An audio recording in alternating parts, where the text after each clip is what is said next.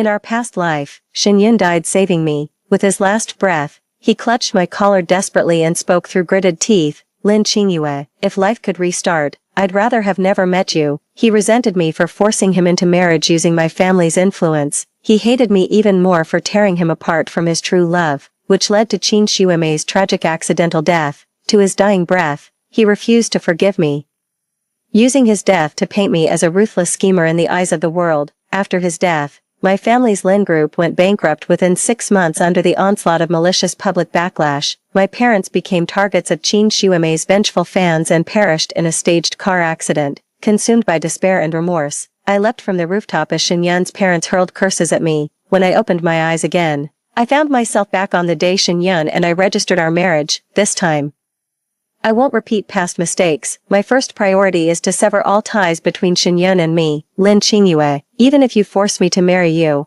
I'll never love you or touch you. Put that foolish hope out of your mind. Shin-yun's furious shout echoed in my ears, jolting me awake from my dazed state. Didn't I jump to my death? Why am I seeing Shin-yun again, alive and well? Don't touch me. If we're getting married, hurry up. You've got 1 minute to produce the marriage certificate yourself. Shin-yun recoiled in disgust, shaking off my hand from his face before throwing the documents at me and storming out. The stinging pain in my hand confirmed this was real. I wasn't dreaming. I'd actually gone back to the day I forced Shin-yun into marriage registration. In my past life, Shin-yun only married me under duress after I coerced and bribed him. I thought this would mark the beginning of my happiness, but it ended in such a tragic way. Thankfully, heaven took pity and granted me rebirth. This time, I won't repeat my foolish mistakes. Through tear-blurred eyes, I watched his resolute retreating figure, wiped my tears, and resisted the urge to chase after him. He's right. With the Lin family's wealth and influence, what kind of man couldn't I have? This time, let me personally sever this ill-fated relationship. With that thought, I gestured to the nearby bodyguards to bypass Shin-yun and bring over Qin Shuemei, who was hiding in the shadows plotting against me. Lin Qingyue, why did you summon me here? To flaunt your victory. Let me tell you, even if you forced Yun to marry you, his heart has always belonged to me alone. Qin Shuemei lifted her chin haughtily, revealing her slender, snow-white neck like a defiant white swan. What's going on? I sauntered over and remarked coolly, so what? If I want him to, he'll still have to marry me obediently. I deliberately said these things to provoke her, curious to see how she'd react. In our past life, she'd lurked in the shadows watching us get married, then confronted us with that pitiful unrequited love act just to guilt-trip Shin-yun. Then while Shin-yun went to get the car, she deliberately provoked me by the roadside with inflammatory remarks, baiting me into making a shoving motion. Truth is, I never pushed her. She grabbed my hand and threw herself backward toward the oncoming traffic,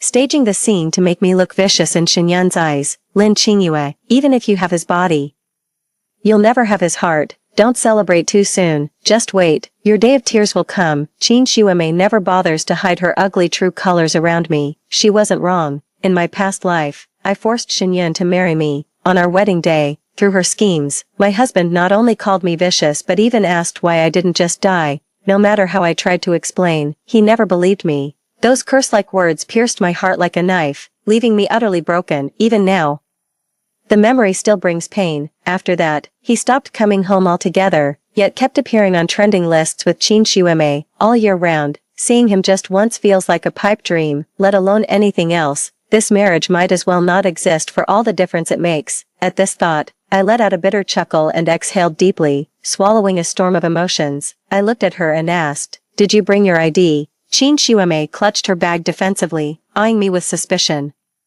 "What are you up to?" I didn't want to waste words with her, so I snatched her bag and rummaged through it for the ID card. Lin Qingyue, what the hell are you trying to do? Give me back my bag, or Yun will make you pay for this. I swapped the documents and certificates I was about to submit with Shin-yun and Qin Shuemei's. You. Qin Shuemei's eyes widened in speechless shock as her marriage certificate with Shin-yun materialized before her. This time, I'll step aside for you too. How you break this news to Shin-yun is your call. Lin Qingyue, have you lost your mind? Clutching my aching chest while staring at those crimson marriage certificates, I forced a smile. Call me crazy then. After all, this is the only way I can completely sever all ties with Shin-yun. What's taking so long? Lin Qingyue, are you quite finished? Stepping out of the marriage registration office, I thought Shin-yun would have left already. To my surprise, he was still waiting outside. At this point, He merely resented me for coercing him into marriage with my influence. His hatred for me hadn't yet reached its peak. Setting everything else aside, Shen is truly an exceptional person, kind, handsome, always ready to help others, and academically brilliant. The only flaw I can find in him is that he doesn't love me back. In my past life, I was stubbornly blind. He was never meant to be trapped. Yet I confined him in stagnant misery until he ultimately died saving me from an accident. How deeply must he have resented me to say he'd rather never have met me in his final moments? Maybe fate brought me back today to make me let go of this obsession and stop being foolish. With that thought, I composed myself, feeling a newfound sense of relief. Shen, life truly gave us a second chance. This time, let's pretend we never met. The price of loving you is too high. I simply can't bear it anymore. I know exactly how agonizing it is to be separated from the one you love. I've also witnessed firsthand how consumed by regret and self-blame he was after Qin Xuemei's tragic death in our past life. In that case, I'll step aside for them. Lin Qingyue, who are you trying to fool with this pitiful act? Don't think your crocodile tears will soften my heart. Shen looked at me with mixed emotions. For a fleeting moment when he instinctively reached out, I genuinely thought he was going to wipe my tears. I didn't mean to cry, but I just couldn't hold it back. Anyone who gets a second chance after such a catastrophic ending would be overwhelmed with emotions, wouldn't they? Hurry up and dry those tears. Don't let mom and dad see you like this.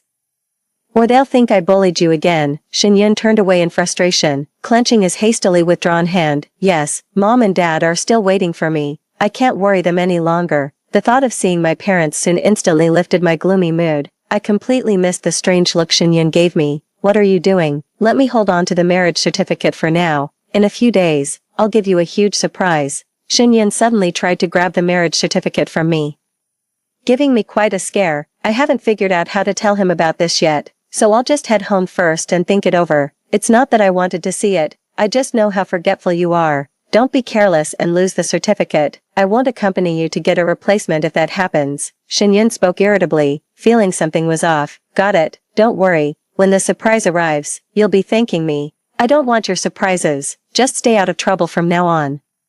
Shen, thank you for saving me time and again. Believe it or not, I truly loved you in the past. I can't bring myself to hate someone who died saving my life, but with a lifetime of blood debt between us, fulfilling his final wish is the last thing I can do for him in this life. Lin Qingyue, I told you, I saved you not because I like you. I'd save anyone in danger. Stop reading too much into this. I know. So this time, as you wish, we'll be strangers.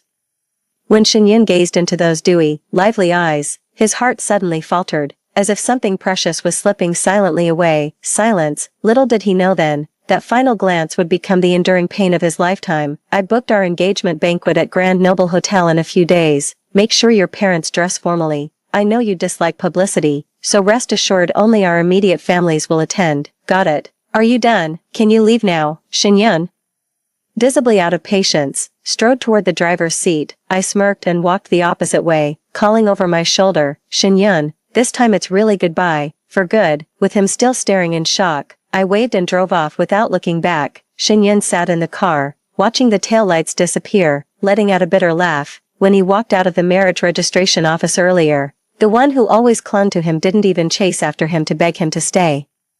So this was her game all along. What a petty woman. In an unnoticed corner, Qin Xuemei, who'd witnessed everything, chose this moment to make the call. Yun, are you alright? Why do you ask? Did something happen? No, Yun, I just wanted to ask, about you and Lin Qingyue. We got married today. I'm sorry, Xuemei, for only telling you now. You got married. Did Lin Qingyue say anything about it? What was she supposed to say? Or did she come to give you trouble, too? No. I just wanted to know how you feel about getting the marriage certificate today. Not really, it's just marriage. Consider it giving our parents some peace of mind. Alright, as long as you're not overthinking it. After hanging up the phone, Qin Xuemei's anxious heart finally settled. She didn't know why Lin Qingyue would do such a thing, but she sensed there was more to it. Could it be she'd discovered something? As I rushed through the door, I collided headlong with someone. Ouch. What's this hard thing? My head still ringing from the knock. Lin Qingyue. A deep, magnetic male voice sounded above me. When I looked up, I found myself lost in a pair of mesmerizing eyes. Sweetheart, why are you back? Weren't you supposed to register your marriage with Shen today? Mom, Dad, I've changed my mind about marrying Shen. That's why I'm back. and who is this? I looked at the man before me, suddenly realizing he still had his arm around me, blushing. I took a few steps back. This is outrageous. Do you think marriage is some childish game? You can't just change your mind whenever you please. Thank goodness. So you didn't go through with marrying that Shin fellow after all. Before I could even speak, the handsome guy next to me got even more excited than I was. When he finally realized what was happening, his flustered blush made him look exactly like an adorable golden retriever, all soft and endearing. It wasn't until later that I realized he was actually that chubby little boy from next door who used to look like a New Year painting doll when we were kids. I remember how utterly adorable he was back then, all milky and sweet. Whenever we played house, I'd always insist on being the mom while he had to be the dad, but then his whole family moved abroad. The day he left, I cried my heart out. Who would have thought after all these years, he'd grow so tall and turn out this handsome? I barely had time to wipe my drool. My shallow tendencies were showing, when Dad already figured out what I'd been up to. Lin Qingyue, weren't you swearing you'd die before marrying anyone but Shin Yun? Now you're letting her marry another woman. Are you trying to kill me? Ow, Dad, calm down, let's talk this through. Calm down. How can I possibly calm down? You switched people at the last minute. What the hell were you thinking? I had no other choice, Dad. My birth chart clashes with Shin Yun's. If we marry, it'll bring disaster to our whole family. What nonsense. Looks like someone's asking for a spanking. Mom, help me. Cover for me quick. In my panic, I grabbed the nearest person and ducked for cover. Only when he firmly shielded me did I notice my mom watching us from a distance, caught between amusement and exasperation. Uncle Xiaoye must have thought this through carefully before acting, right? He suddenly turned to look at me earnestly, giving me a subtle wink. Seeing my father's livid face, I quickly tried to smooth things over. You're right, Dad. Please don't be mad at me, it's not good for your health. My mother chimed in at just the right moment. Weren't you the one worried Shin Yun might mistreat our daughter after marriage? So why are you angry now that things turned out this way? You two just keep spoiling her. Look what you've turned her into. Though Dad said this, he was actually concerned I might have suffered some emotional distress. After my repeated explanations, he finally cooled down. If you don't want to marry, then don't. Our Lin family can certainly afford to keep you, just don't regret your decision later. Since my rebirth, many things have changed because of the differences in my actions. For instance, Shin Yun actually took the initiative to call me, asking when I'd return and even offering to pick me up. I happened to see Qin Shuemei's social media update, so I forwarded her location to him. After that, he never contacted me again. Naturally, I stopped reaching out to him and shifted my focus to the Lin family's internal affairs. Seeing me like this, my mother sighed and asked with concern, Yeah, have you really fallen out of love with Shin Yun? Everyone had witnessed how deeply I loved Shin Yun in the past. To be with him, I gave not just money and influence, but my whole heart. In my past life, my parents noticed how miserable I'd become after marriage. When they realized Shin Yun would never love me back, they asked if I'd considered letting go. They said forced affection bears no sweetness. If it's truly hopeless, perhaps I should move on. Life's too long to waste on unrequited love that only hurts everyone involved. Shin Yun was wonderful, but what they truly wanted was my happiness. Yet letting go sounds simple. To me, Shin Yun wasn't just my first love, he'd been my savior, rescuing me from dire straits time and again like a guardian angel. I'm utterly, hopelessly in love with him. Even if he doesn't return my feelings, even if he detests me, my heart still races uncontrollably whenever I see him. Besides, it's not entirely impossible that I could make Shin Yun gradually fall for me. At the very least, his parents adore me, and they can't stand Qin Shuemei. But alas, one wrong move leads to another. What's forced can never truly be mine. Mom, don't worry, I've made up my mind. I'll stay with you and Dad for the rest of my life. Okay, yeah, I'm glad you've come around. But, have you noticed Xiao Zhou treats you differently? Thinking about how I kept bumping into him lately, I stammered awkwardly. Does he? Originally, your father and I considered arranging a marriage with the Qi family. After all, you used to claim him as yours when you were little. Mom, it's just that later, when we saw how much you loved Shin Yun, your father and I decided to let it go. Alright Mom, I don't want to think about anything now. I just want to spend time with you and Dad, and I'd really love to have your homemade fruit milfai. Of course, sweetheart, I'll make it for you right away. The moment I turned around, I saw a tall figure standing on the balcony. Chixing Zhou, what are you doing on my balcony? Little Yuer's memory fails her. This connecting ladder was installed because you begged our parents relentlessly as a child, just so you could pester me at my place. That was all in the past. I I won't bother you anymore. How heartbreaking. But no matter, if you won't pester me, then I'll just pester you instead. What exactly are you trying to do? Lin Qingyue, do you believe in reincarnation? My entire body stiffened as he enunciated each word. The reason you let Xinyan marry someone else wasn't due to astrological incompatibility. You've been reborn too, haven't you? I glanced back at the door, then pulled him along as I walked out. Come with me. At a quiet cafe, I finally asked, how could you possibly? Because in our past life, I returned too, on the day you got your marriage license, but... You're wondering why you've never noticed me before, right? Chixing Zhou gave a bitter smile. Back then, your heart and eyes were only for Xinyan. What difference would my presence have made? I'm sorry, this isn't the time for apologies. He showed me a photo and asked, Xiaoyuer, Auntie said you're preparing a wedding banquet for this woman. Is that true? I nodded while looking at Qin Xuemei's photo. Yes, what about it? 3. He told me with a grave expression. This woman is no good, I know. But what can I do when the groom set on her? Xuemei Qin's scheming nature wasn't some recent development. In my past life, I even caught a glimpse of her stepping out of a luxury car dressed provocatively. When I tried to tell Yunshin about it, Xuemei somehow sensed my intention and began sabotaging me with constant petty maneuvers in front of him. Yun kept taking her side every time, his annoyance with me turning into outright hatred. He finally warned me that if I kept pushing my luck, he'd file for divorce. Those were my darkest days, an existence worse than death itself. No one could bear being hated like this by someone they love. Disheartened, I was ready to give up, until Xinyan's parents knelt before me in tears, begging me to save him from being ruined by a woman like Qin Xuemei. Their tear-swollen eyes softened my resolve, summoning my last strength. I resolved to try one final time, but before I could act, Qin Xuemei's misdeeds were exposed to the world. Overnight, her innocent girl-next-door image completely crumbled, followed by an overwhelming wave of online harassment and vicious attacks across the internet. Soon after, she held a press conference looking visibly distraught, tearfully claiming the online reports were malicious slander against her. She also hinted that the daughter of a certain conglomerate, having failed to win someone's affection, deliberately spread rumors to tarnish her reputation and drive her out of the industry. The way she phrased it, even a fool could tell exactly who she was referring to. Back then, I had no idea she was harboring a shocking conspiracy against me and the Lin family. After this incident, Xinyan demanded a divorce and publicly admitted online that he was Qin Xuemei's alleged sugar daddy. Though he claimed their relationship was purely platonic, nothing escapes the internet sleuths. It was common knowledge during our college days that Xinyan had an unattainable crush. He and Qin Xuemei made a perfect match. His talent complemented her beauty, and their constant public appearances together cemented their status as the golden couple in everyone's eyes. Though they never made it official and Xinyan never verbally confirmed their relationship, this very ambiguity drove their shippers wild with speculation.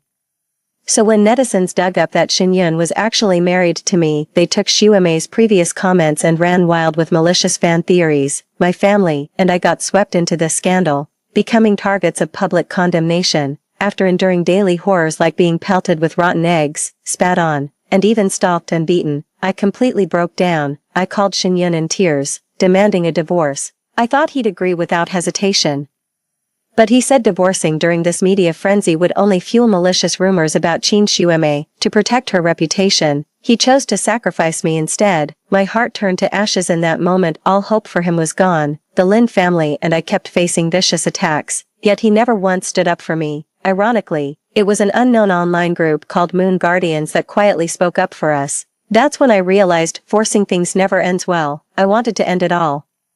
But Qin Xuemei's tragic death spiraled everything out of control. The Lin family went bankrupt, my parents died, and I, who should have been the one killed in that street accident, became Xinyan instead. In the end, everyone called me vicious, saying I was the one who deserved to die. Even the Xin parents who adored me at first blamed me as the jinx who brought death upon everyone. Overwhelmed by unbearable pressure, I climbed to the rooftop in despair and took that fatal leap. Xiaoyuer, what's wrong? Qi Xingzhou's frantic voice snapped me out of those agonizing memories. It hurts so much, my heart is breaking. Sobs. Even after returning to reality, I remained trapped in that abyss of despair and anguish, unable to free myself. Hush now. Don't cry. There's nothing to fear. I'm here. This time, I swear I'll keep you safe. Qi Hengzhou cradled me in his arms, murmuring words of comfort with a voice that carried unshakable resolve, soothing my shattered nerves. 4. When my breathing finally steadied, he suddenly dropped to one knee before me, his expression more solemn than I'd ever seen. "Little Moon," he whispered, "will you marry me?" His sudden move caught me completely off guard. Before I could say anything, someone rushed over and knocked him to the ground with a punch. "Qi Xingzhou, Lin Qingyue." It wasn't until someone pulled me back that I realized the assailant was Shen Yun, with the furious look of a husband catching his wife cheating, his eyes bloodshot as he glared at me. "So this is why you've refused to come home, fooling around with some random man." I slapped him across the face before rushing to help the other man up. "Are you okay?" Qi Xingzhou fluttered his long lashes, leaning against me with a pained expression. "Little Moon, it hurts, I'll take you to the hospital." "Lin Qingyue, I'm your husband, where do you think you're going with him?" Shen Yun blocked my way, looking utterly devastated. Glancing at Qin Xuemei nearby, I said, "On our wedding day, you said we'd live separate lives. If you've changed your mind and want a real marriage, shall we go home and consummate it right now?" Shen Yun flushed and pushed me away. "Lin Qingyue, have you no shame as a woman? Didn't you claim to be my husband?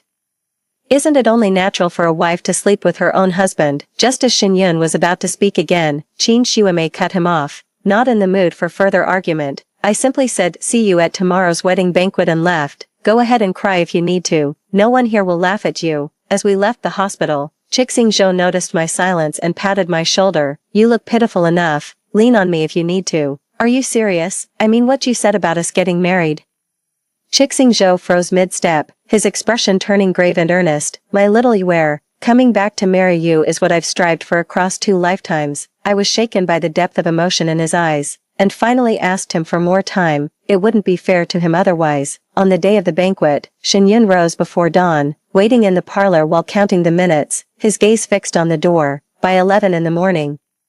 Only when his father summoned him to leave did he snap out of his trance. "Has Lin Qingyue arrived, Mrs.?" Shen gave him a strange look. "Didn't Qingyue tell us to meet directly at Xinghao Hotel for lunch?" "She didn't inform you." Breaking the awkward silence, "Mr." Shen spoke with exasperation. "Oh come now, that young lady's been single-handedly organizing this banquet. It's understandable if she missed notifying everyone. Let's go before we're late." "Listen Yun, Qingyue is truly a good girl.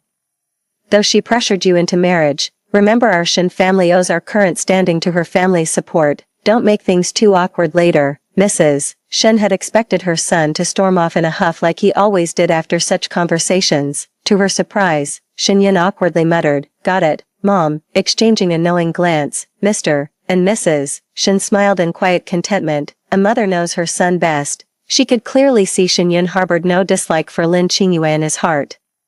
He's just too proud to be called a freeloader, that's all, as she sees it. With the Lin family's status and Qingyue being both beautiful and charming, what's the big deal if people joke about him mooching off her? Some men would kill for that opportunity. Who knows what her son's so hung up about? "Uncle, Auntie, Xuemei Qin, what are you doing here, Mrs.?" Shen's face immediately darkened when she ran into Xuemei Qin and her parents at the hotel entrance. "Qingyue Lin invited us. Didn't she mention it to you?" "Exactly, in-laws. How could we possibly miss such an important occasion?" "Who said we're in-laws? This is my son and daughter-in-law's wedding banquet. Don't go around using the wrong titles and causing misunderstandings, Mrs." Shen's words instantly cast an awkward silence over the gathering. Qin Xuemei's parents never expected such cold treatment. Flushing with anger, they demanded, "What exactly do you mean by this, Mom, Dad?" Qin Xuemei tried to intervene, but Shen Yun diffused the tension with a single remark, "It's such a fine day, let's not spoil it, we can talk inside." His face darkened visibly, as if struggling to contain something. He kept checking his phone during the entire journey, but disappointingly, there was still no response. His stern expression softened only after entering the banquet hall, where staff guided him through the venue to see its warm, romantic decorations. He mused that someone who cherished him so deeply couldn't possibly have stopped loving him suddenly. It was all leading up to this moment. "Qingyue said she kept it low-key to avoid upsetting you, but the exquisite food, drinks, and lavish decor show she poured her heart into every detail." Madame Shen's words instantly dissolved Shen Yun's earlier displeasure, unbeknownst even to himself. He found the wedding banquet today rather agreeable, deep down. A secret flicker of anticipation had taken root. What kind of surprise might that clingy nuisance have in store for him today? "Hello everyone, welcome to the wedding banquet I, Lin Qingyue, have prepared for Shen Yun." As my image appeared on the central screen of the banquet hall, both the Shen and Qin families had already gathered, Now let's reveal today's biggest surprise, Shin-yun, wishing you marital bliss, through the screen. We locked eyes as an enormous cake was slowly wheeled in.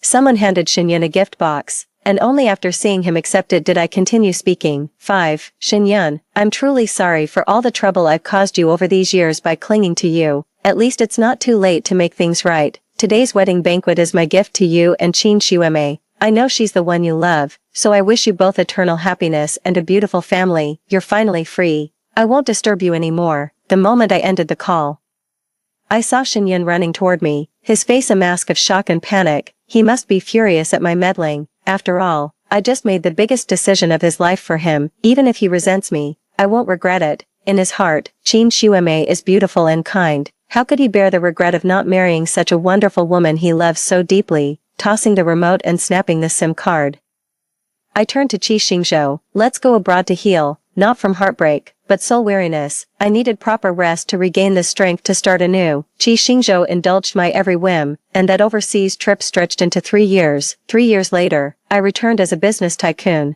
dominating the financial world with no equal. In my past life, I did sense the Lin family was being set up, but by the time I realized it, it was too late to turn the tide. Darling, trying to run away from me again, I should just lock you up. I'd just settled into my plane seat when a creepy voice sounded beside me. I massaged my temples in exasperation. Qi Xingzhou, have you no self-respect? A grown man clinging to a woman all day. How pathetic is that? Humph, the doctor said my stomach's weak. I'm meant to be a kept man. You know that perfectly well, sis. As he spoke, he deployed his usual trump card, puppy dog eyes brimming with manufactured misery. Are you tired of me? Planning to run back to your ex? I heard they've been searching for you like mad these past 3 years, rain or shine. Tell me, are you leaving me for them? I yanked his ear. I haven't even confronted you about all those secrets you kept, and here you are playing the victim. Ow, darling, I'm sorry, ease up. Hearing his whimper, I hugged him with tearful eyes. You fool, hearts aren't made of stone. Why didn't you tell me your last life ended because you stopped Qin Shueme from destroying the Lin family, at the cost of your own? No wonder his assistant said he woke up one day and immediately had someone investigate Qin Shueme, then rushed back to the country in a frenzy. Turns out in our past lives, after returning, he saw I'd already married Shin-yun and chose to stay out of sight. He'd been quietly watching over me from the shadows all along, only stepping in when those incidents occurred. That team called Moon Keepers, they were his people too. He discovered Qin Shueme was secretly conspiring with the Lin family's sworn enemies to bring them down. After being exposed, he became a hunted man. The Qi family had no domestic power base to protect him. With their enemies alerted and closing in from all sides, he chose mutual destruction with Qin Shueme as his final act. Darling, please don't cry. It breaks my heart. Serves you right for not speaking up. I thought you were mad at me.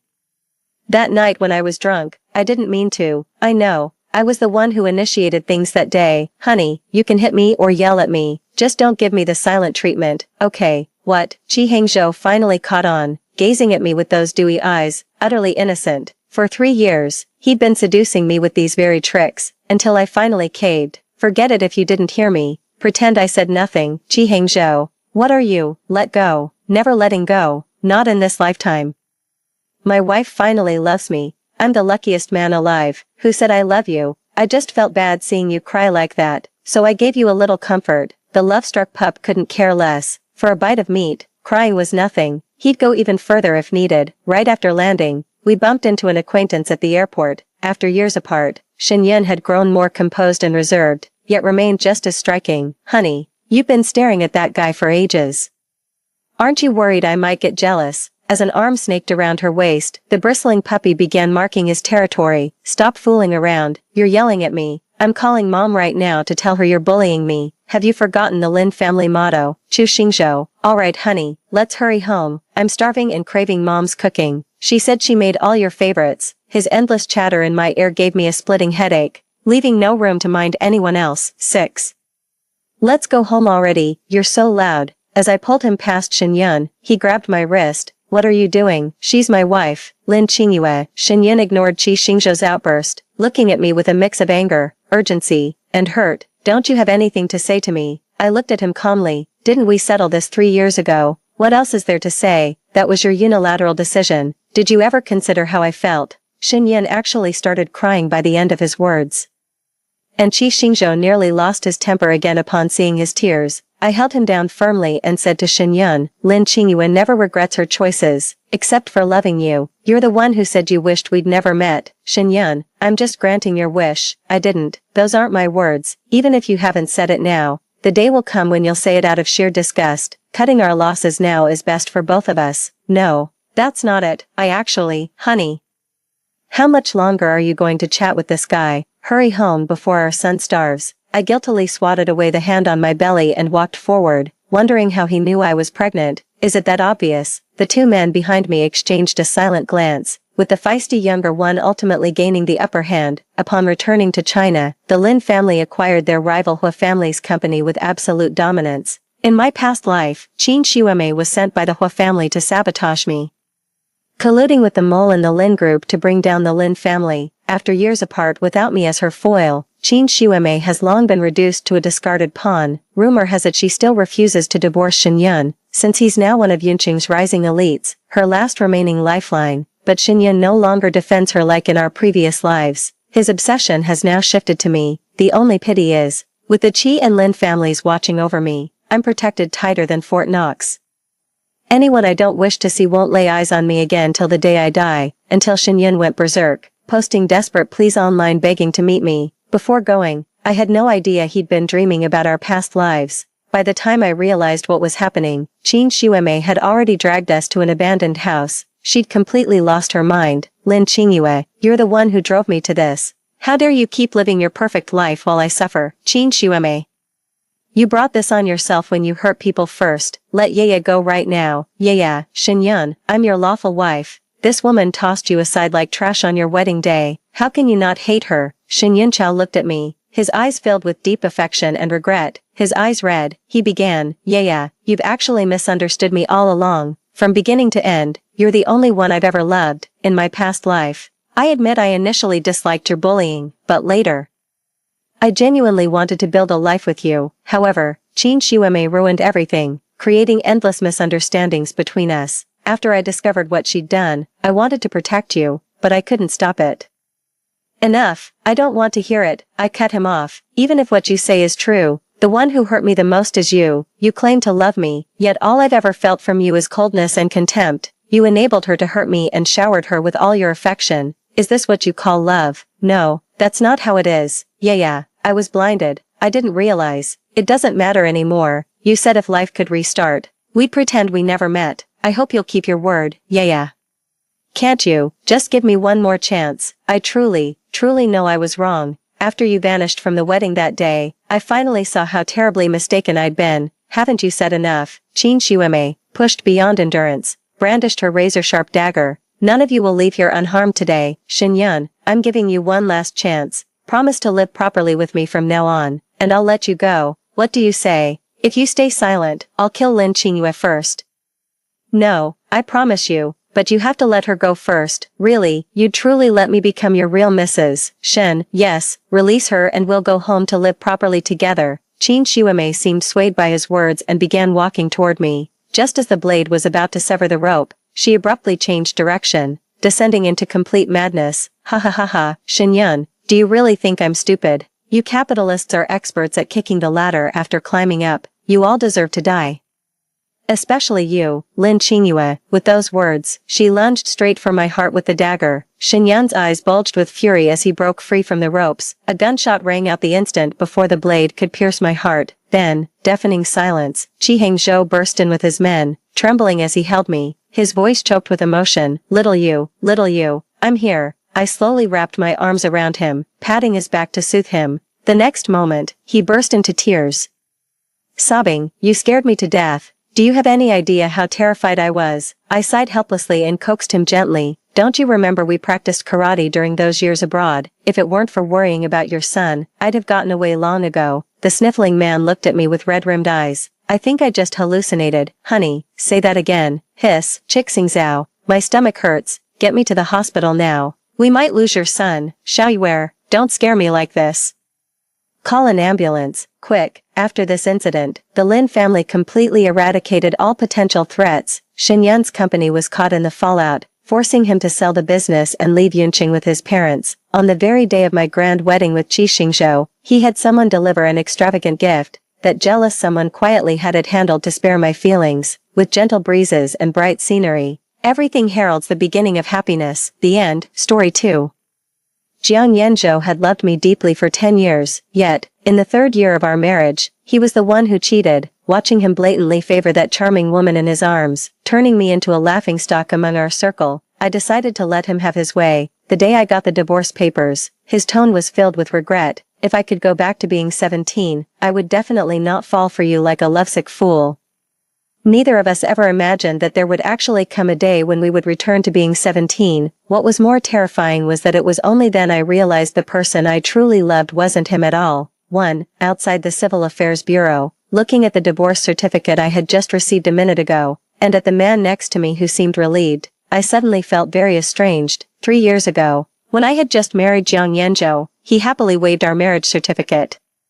Sharing it across all his social platforms, he said that marrying me was a wish he had since he was 17. Moments later, he leaned in close to me, his eyes twinkling, and whispered, asking if I could tear up the marriage certificate. By tearing it, we would have to stay together for life. Back then, despite being the CEO of a listed company, he could say such naive things. 3 years later, he felt the same way, because of the missing marriage certificate.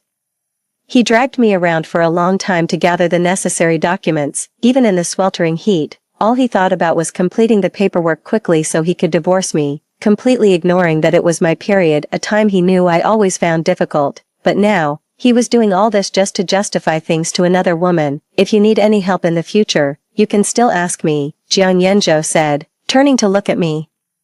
His phone screen still displaying the unabandoned photo of our divorce certificate. I gave a bitter smile. Are you going to share the divorce certificate across all major platforms too? Jiang Yanzhou's smile faded, his tone impatient. Don't be ridiculous, Shen Xiangyu. You have to allow everyone a chance to regret. I forced a smile, not responding to his comment. Yes, he had loved me for 7 years, and we were married for 3. Throughout those 10 years, he said he regretted them.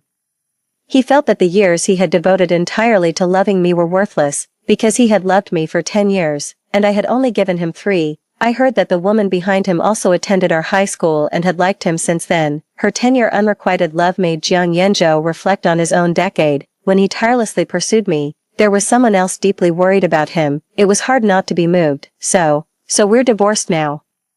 I didn't say you couldn't have a chance to regret. Now you're free. I looked up at him, giving him a faint smile. I'll be going first, not wanting to be left behind again. I took the first step. Shen Xiangyu, the love you give is really stingy, Jiang Yanzhou suddenly called out to me, his eyes mixed with emotions I couldn't decipher. No response was necessary. I chose to remain silent. The obscure darkness in his eyes cleared, leaving only a trace of aloofness as he slightly curled his lips. Xiangyu, if I could go back to 17, I definitely wouldn't fall for you like a fool again. 2. Honestly, fate is quite ironic. I don't know if it was to prove something or to uncover something hidden, but I returned to when I was 17. During my 2nd year of high school, my memories halted at the moment I heard Jiang Yanzhou's words, and the courage I had been gathering suddenly vanished. I had intended to say goodbye to him properly, but the moment I turned around, I still tasted the salty bitterness of tears, so much so that when a car suddenly appeared from behind, I didn't move out of the way in time, and all I could hear was Jiang Yanzhou shouting something desperately from behind. Jiang Yanzhou. I instinctively looked to my side, but that spot was now empty. Jiang Yanzhou's new seat was across the aisle from me. When I looked at him, he quickly averted his eyes as if afraid of any association with me. It seems he came back too. It was as if to prove what he had said, to sever ties with me. From my desk mate to just another classmate across the aisle. Shen Xiangyu, did you hear? Jiang Yanzhou seems to be planning to confess to someone. The girl with twin ponytails and a round face at the desk in front of me winked playfully at me. Jiang Yanzhou likes me. This was no secret. I clenched the test paper in my hand, smiling reluctantly and responded casually, but she wasn't satisfied with my reaction and pouted. Aren't you touched? What's there to be touched about? His first step back at 17 was to stop liking me like a lovesick puppy. I wanted to say this out loud but swallowed the words. I pointed to the empty seat next to me and pursed my lips. He's not confessing to me. He has moved on. The round-faced girl looked puzzled and was about to say something when Jiang Yanzhou's carefree voice suddenly came from the adjacent corridor. There was a delicate pink gift box on his desk, facing everyone's teasing. He finally spoke up. Yeah, I like Xiaonan next door. Any problem with that? The jeering suddenly stopped. Jiang, this is obviously for... The boy in front of me had just placed the pink gift box on my desk when his smile froze. Jiang, this... The boy stood awkwardly to the side, anxiously glancing at Jiang Yanzhou. Jiang Yanzhou glanced over in my direction, stood up, took the gift box from the desk, and said nonchalantly, "Brother made a mistake, sent it to the wrong person, won't happen again." Despite my efforts to avoid Jiang Yanzhou after returning, my friends from other classes weren't aware of what had transpired between Jiang Yanzhou and me. So much so that I was dragged into Xiaoanan's birthday party by one of them, and upon seeing him there, I wanted nothing to do with him and turned to leave. I wasn't very familiar with Xiaonan, but we had met during a piano class over the summer. After a moment's thought, I decided to stop and wished Xiaonan a happy birthday. "Xiangyu, stay and have a piece of birthday cake. You can't say no to the birthday girl." Before I could answer, she linked her arm through mine, pulling me inside with a smile that curved her eyes. "Try some of the snacks on the table first, they're delicious." Though a bit too sugary, who knew Jiang Yanzhou, with his rough exterior, had such delicate hands? My gaze fell on the small cookies on the table. It was a familiar taste. I have a sweet tooth, and desserts outside usually taste bland to me, always leaving me dissatisfied. Desserts aren't essential, I could live without them. But Jiang Yanzhou didn't see it that way. He was good at loving someone. He wasn't particularly attentive. Hence his hands often bore marks from oven burns. He didn't care. Just kept placing the desserts he made in front of me, until he made the one that suited my taste the best. Unknowingly, I had finished all the cookies on the table. When I looked up, I met Jiang Yanzhou's gaze. He stood in front of me. Due to the backlight, I couldn't make out his expression. "Is it good?" His tone was filled with detachment. I nodded and then added, "But it's too sweet. Not everyone can handle this level of sweetness." "Ah, a mistake." I pinched the remaining half of the cookie in my hand, took another bite, but couldn't taste anything anymore. A friend who had been mingling around came back to sit beside me, seemingly uneasy, as if he had learned something. "Xiangyu, I'm really sorry. I didn't know about the situation between you two. Xiaonan is a new friend of mine. I thought bringing you along would liven things up." I shook my head and forced a smile. "It doesn't matter. Jiang Yanzhou and I aren't together. And I don't even like him, so it's not a big deal." 17-year-old Shen Xiangyu didn't like Jiang Yanzhou, but with the memories from 10 years later, honestly, I couldn't let go that easily. I picked up the cake that Xiaonan had just shared, buried my head in eating it, blocking any further inquiries from my friend. The lights in the room flickered, casting shadows over the bustling scene opposite us. I felt a moment of dizziness. My chest felt tight and panicky. Just as I stepped onto the balcony, I saw Jiang Yanzhou embracing Xiaonan, his face full of tenderness. "And then, I didn't realize before how much you liked me and how hard it was for you. That won't be the case anymore." He was embarking on a new decade. This decade, he would start afresh with the girl he mutually liked, a reciprocal decade. He probably wouldn't regret it anymore, for it was only after that incident that I fully realized, returning to 17, I couldn't change anything anymore. Jiang Yanzhou had chosen a new start, and I was just reliving Shen Xiangyu's life at 17. At 17, Shen Xiangyu and Jiang Yanzhou were just two unrelated, parallel lines, so I began to openly pay attention to Jiang Yanzhou and Xiaoanan's life. I must say, Jiang Yanzhou indeed turned out to be an extremely qualified lover. Xiaoanan liked roses, so he ran to every flower shop outside the school to find the best bunch. Xiaoanan liked the pastries from the west side of the city, so he woke up early to buy them and rushed back for morning study. Whatever Xiaoanan wanted to do, he did with her, without any complaints, extraordinarily considerate, just like how he pursued me back in the day. Watching the two of them supporting each other across from me, I was momentarily mesmerized. "Xiangyu, what are you thinking about?" The class monitor waved a hand in front of my eyes, worry filling his gaze. "Why do you seem so distracted lately? Haven't you been resting well?" I shook my head, glanced at the rising sun, and changed the subject. "Let's leave early, it's going to get hotter later." This was a class-organized outing, a biannual event, and this time we had chosen hiking. Everyone could invite friends from other classes, so Xiaoanan was also part of this outing. From time to time, Xiaoanan would pull Jiang Yanzhou over to chat with me. She had heard from others that I had a good grasp of literature. So after encountering some unfamiliar characters on the mountain rocks, she came to me for advice. Gradually, more people gathered around, placing me at the center. Eventually, Xiaoanan was squeezed out, as if she had seen some unseen script. she quickly latched onto my arm, keeping me by her side. "Xiangyu, you're so impressive." Looking at the sincere admiration in her eyes, I felt embarrassed to pull away from her grip, so the scene became her holding onto my arm, holding Jiang Yanzhou's hand. I found myself unable to avoid his occasional glance when he looked up at Xiaonan, only to hurriedly avert his eyes. "Xiangyu, I want to go over there and take a look. Would you like to come?" she asked, pointing to another peak. I was too exhausted to entertain the thought and politely declined. "I'll just sit here and wait for you guys," I said, shaking my head. There were a few pavilions halfway up the mountain for the convenience of tourists. The breeze that swept through relieved some of the heat from the climb. "Oh no, my oranges!" Suddenly, a shout came from behind, followed by the sound of oranges scattering and rolling in all directions. I quickly got up to help pick them up, but as I reached for the last one, my hand touched another that was pale and slender.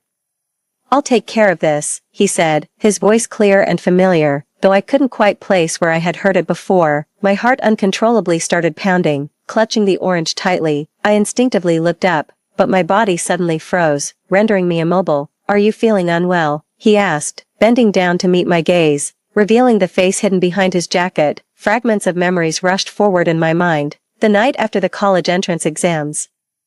A scene filled with blood, a young boy in a white shirt, a confession that never came. These intermittent images flickered through my mind like a slideshow. "Nanyu." I barely managed to utter the name, realizing I was on the edge of losing control. "You know my name, do we know each other?" he asked, surprised, his eyebrows slightly raised. I raised my hand, wanting to touch him, fearing all this might be an illusion. Suddenly, I heard Xiaonan's voice from behind. "Yanzhou.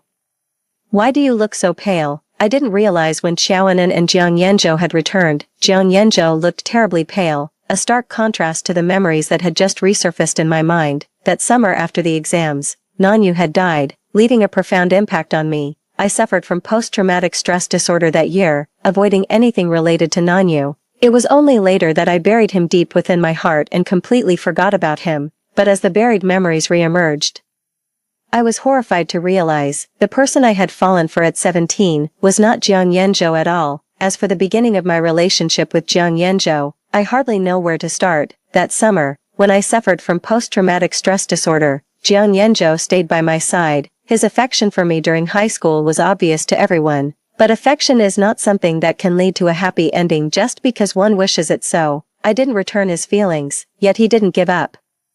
All I could do was not respond to his advances. Throughout that hazy summer, Jiang Yanzhou stuck by me, red-eyed, never missing a single therapy session. He even gave up his preferred university to apply to the same ones I did. For my sake, through numerous therapy sessions and with the help of medication, I gradually recovered, forgetting the cause of my illness. For my well-being, my family gathered and burned everything related to Nanyu without my knowledge, leaving a blank in my memory that I could never recall. Even after Jiang Yanzhou went to university, he continued to pursue me relentlessly, cutting off any potential romantic relationships with other men. To me, the gender of my partner never really mattered. I realized that I didn't feel any romantic excitement towards the guys. Subconsciously, though, I always felt I owed Jiang Yanzhou something. He shouldn't have devoted himself to me so completely. He was kind to me when I was sick, and I had gently suggested that he try liking someone else, but because of those words, he got angrier at me than he ever had before. I never dared to bring it up again. He pursued his path, I fled mine.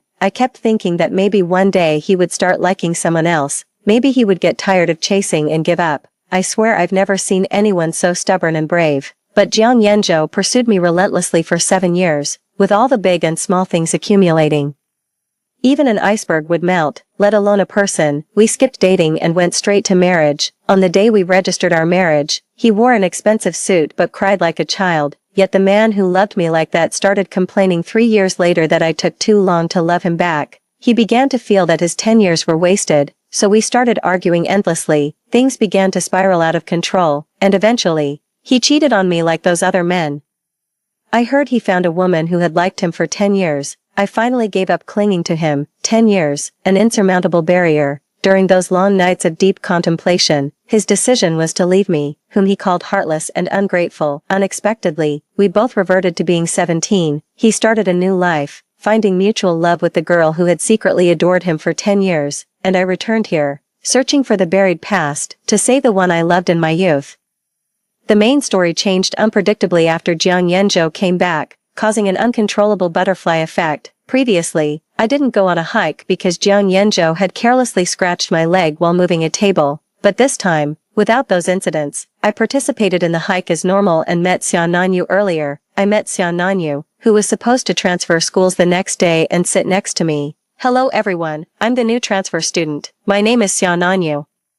Please take care of me. I looked up, and our eyes met. Seeing me looking at him, he tilted his head and smiled, then said to the teacher next to him, "Teacher, I see that seat is empty, may I sit there?" As he picked up his backpack and sat next to me, my tense body questioned whether this was all just an illusion. There's a saying that scent carries memories and emotions. When the familiar fragrance of his detergent reached my nose, my eyes welled up again. Is sitting next to me that upsetting? Xiao Nanyu's hand froze midair, somewhat at a loss as he scratched the back of his head. Should I apologize then? He was always like this, clueless but always the first to apologize, whether it was our first meeting, or the time after our college entrance exams when he came to find me. He arrived early just because I did, always ready to appease me, even though he had promised to bring me lotus seed pastries that day, but I never saw him.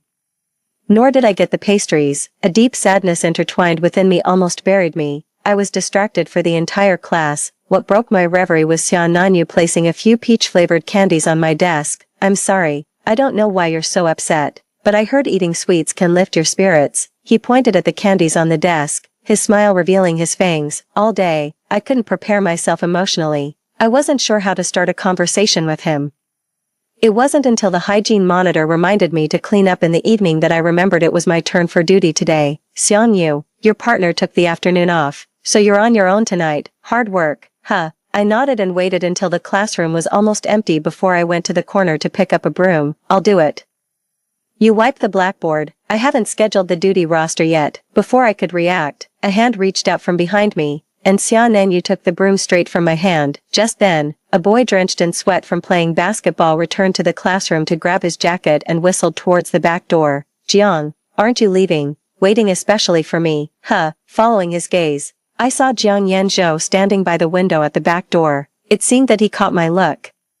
He glanced at me briefly, then nonchalantly shifted his eyes away. "I'm waiting for Qiaonan. She's on duty today. I'll go ahead. We'll play ball together tomorrow." He picked up his bag, slung it over his shoulder, and walked out. "I've got it." Before I knew it, Xiao Nanyu had finished sweeping the floor and had taken the blackboard eraser from my hand, focusing on wiping the board. "Looks like this duty shift, I didn't do anything." His flurry of actions left me feeling a bit embarrassed. I was just thinking about whether or not to offer him a drink, but he beat me to it, his harmless face suddenly close, his cheeky smile barely hiding his dimples. "Shen, has anyone told you, you're an open book with your expressions? Since that's the case, how about treating me to a soda, or something else you choose? I'm good with anything." Xiao Nanyu has always been straightforward in his dealings. Since that interruption, I've gotten to know him again, especially since we're desk mates. Seeing each other all the time. Maybe it's because we met the day before he transferred here, and the next day he became my desk mate. He always felt that we were fated to meet, so he was more affectionate with me than with others. "I'll treat you to a drink. I'm a boarding student, and he's a day scholar. There's a milk tea shop outside the school gate that's really good. I love their strawberry fruit ice." Looking at the ice cube still not melted in the cup of milk tea in front of me. Then at Xiao Nanyu's sweat-drenched face, "Did you run here? Extra sugar, extra ice, drink up before it melts." He turned his face to wipe his sweat, avoiding my question, but I always feel that unrequested favors have ulterior motives. In a past life, Xiao Nanyu always used "you scratch my back, I'll scratch yours" tactics to sweet-talk many favors from me. Seeing him busy with his own thing, I took a sip through the straw. "Hey Shen Xiangyu, I have something. Last time I cleaned for you. You treated me to a drink, this time I treat you to a drink. Do you have to agree to a condition for me?" Familiar give and take. With memories of his past behavior, it's hard not to be soft-hearted. "Agreed." Seeing no objection from me, joy sparkled in his eyes. "Last time we went hiking, you were surrounded by people saying you have deep insights into literature. I haven't experienced it yet. How about accompanying me to climb the mountain near my home next weekend, just to me alone?" His words came out in a rush. At the moment he finished speaking, both he and I were stunned. "It's not just me. There are also my friends from back home." He hurriedly turned his head and grabbed a Chinese textbook from nearby, diving into it earnestly. Yet somehow, despite being 27 in mental age, I found myself feeling a bit flushed. "As scheduled, I arrived at the mountain. Xiananyu and his friends were already there, and they waved at me as I approached. In fact, in my previous life, I had also agreed to accompany Xiananyu on a hike, but compared to this life, it happened much later. That was also when I first met these friends he often talked about. "Hey girl, over here." A guy with light golden curly hair suddenly jumped up and waved at me. I recognized him. 10 years later, I would see him on TV. He became a local police officer, praised in the news for maintaining good public order in the area. "Hey girl, you're really pretty. No wonder our brother Jiang last time on the mountain, you must be thirsty." Xiananyu, expressionless, shoved a bottle of water, already opened, into the curly-haired guy's mouth. "Let's go." The others just smiled and said nothing, except for the curly-haired guy who was sputtering something unintelligible after choking on the water. "He's always so noisy, just ignore him." Xiananyu placed a sun hat on my head as he spoke. This week's weather was much hotter than the last time we went hiking.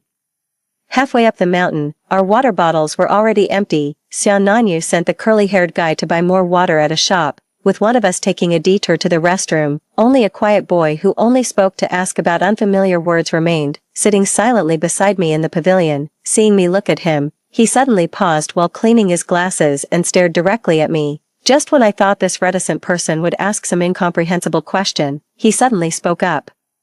"Xiananyu mentioned he met a girl who seemed clueless but was really cute during his last hike. That was you, right? Quite the silent type." Xiananyu has been my brother since childhood. His family had some issues, so he transferred schools. He can be a bit quirky and likes to play mind games sometimes. We can tell he has feelings for you. I'm not saying you should indulge him, but if it's meant to be, he'll manage to cheer himself up. The more I heard, the more it sounded like he was entrusting something to me. Although I already knew about my future relationship with Xiananyu, now was certainly not the time for romance. Just as I was wondering how to respond, Xiananyu returned. We finished the hike without any more breaks, and I surprisingly discovered that Xiananyu was not ignorant of those words. In fact, he knew some of them even better than I did. After parting ways with his friends and facing my questioning look, he avoided my gaze.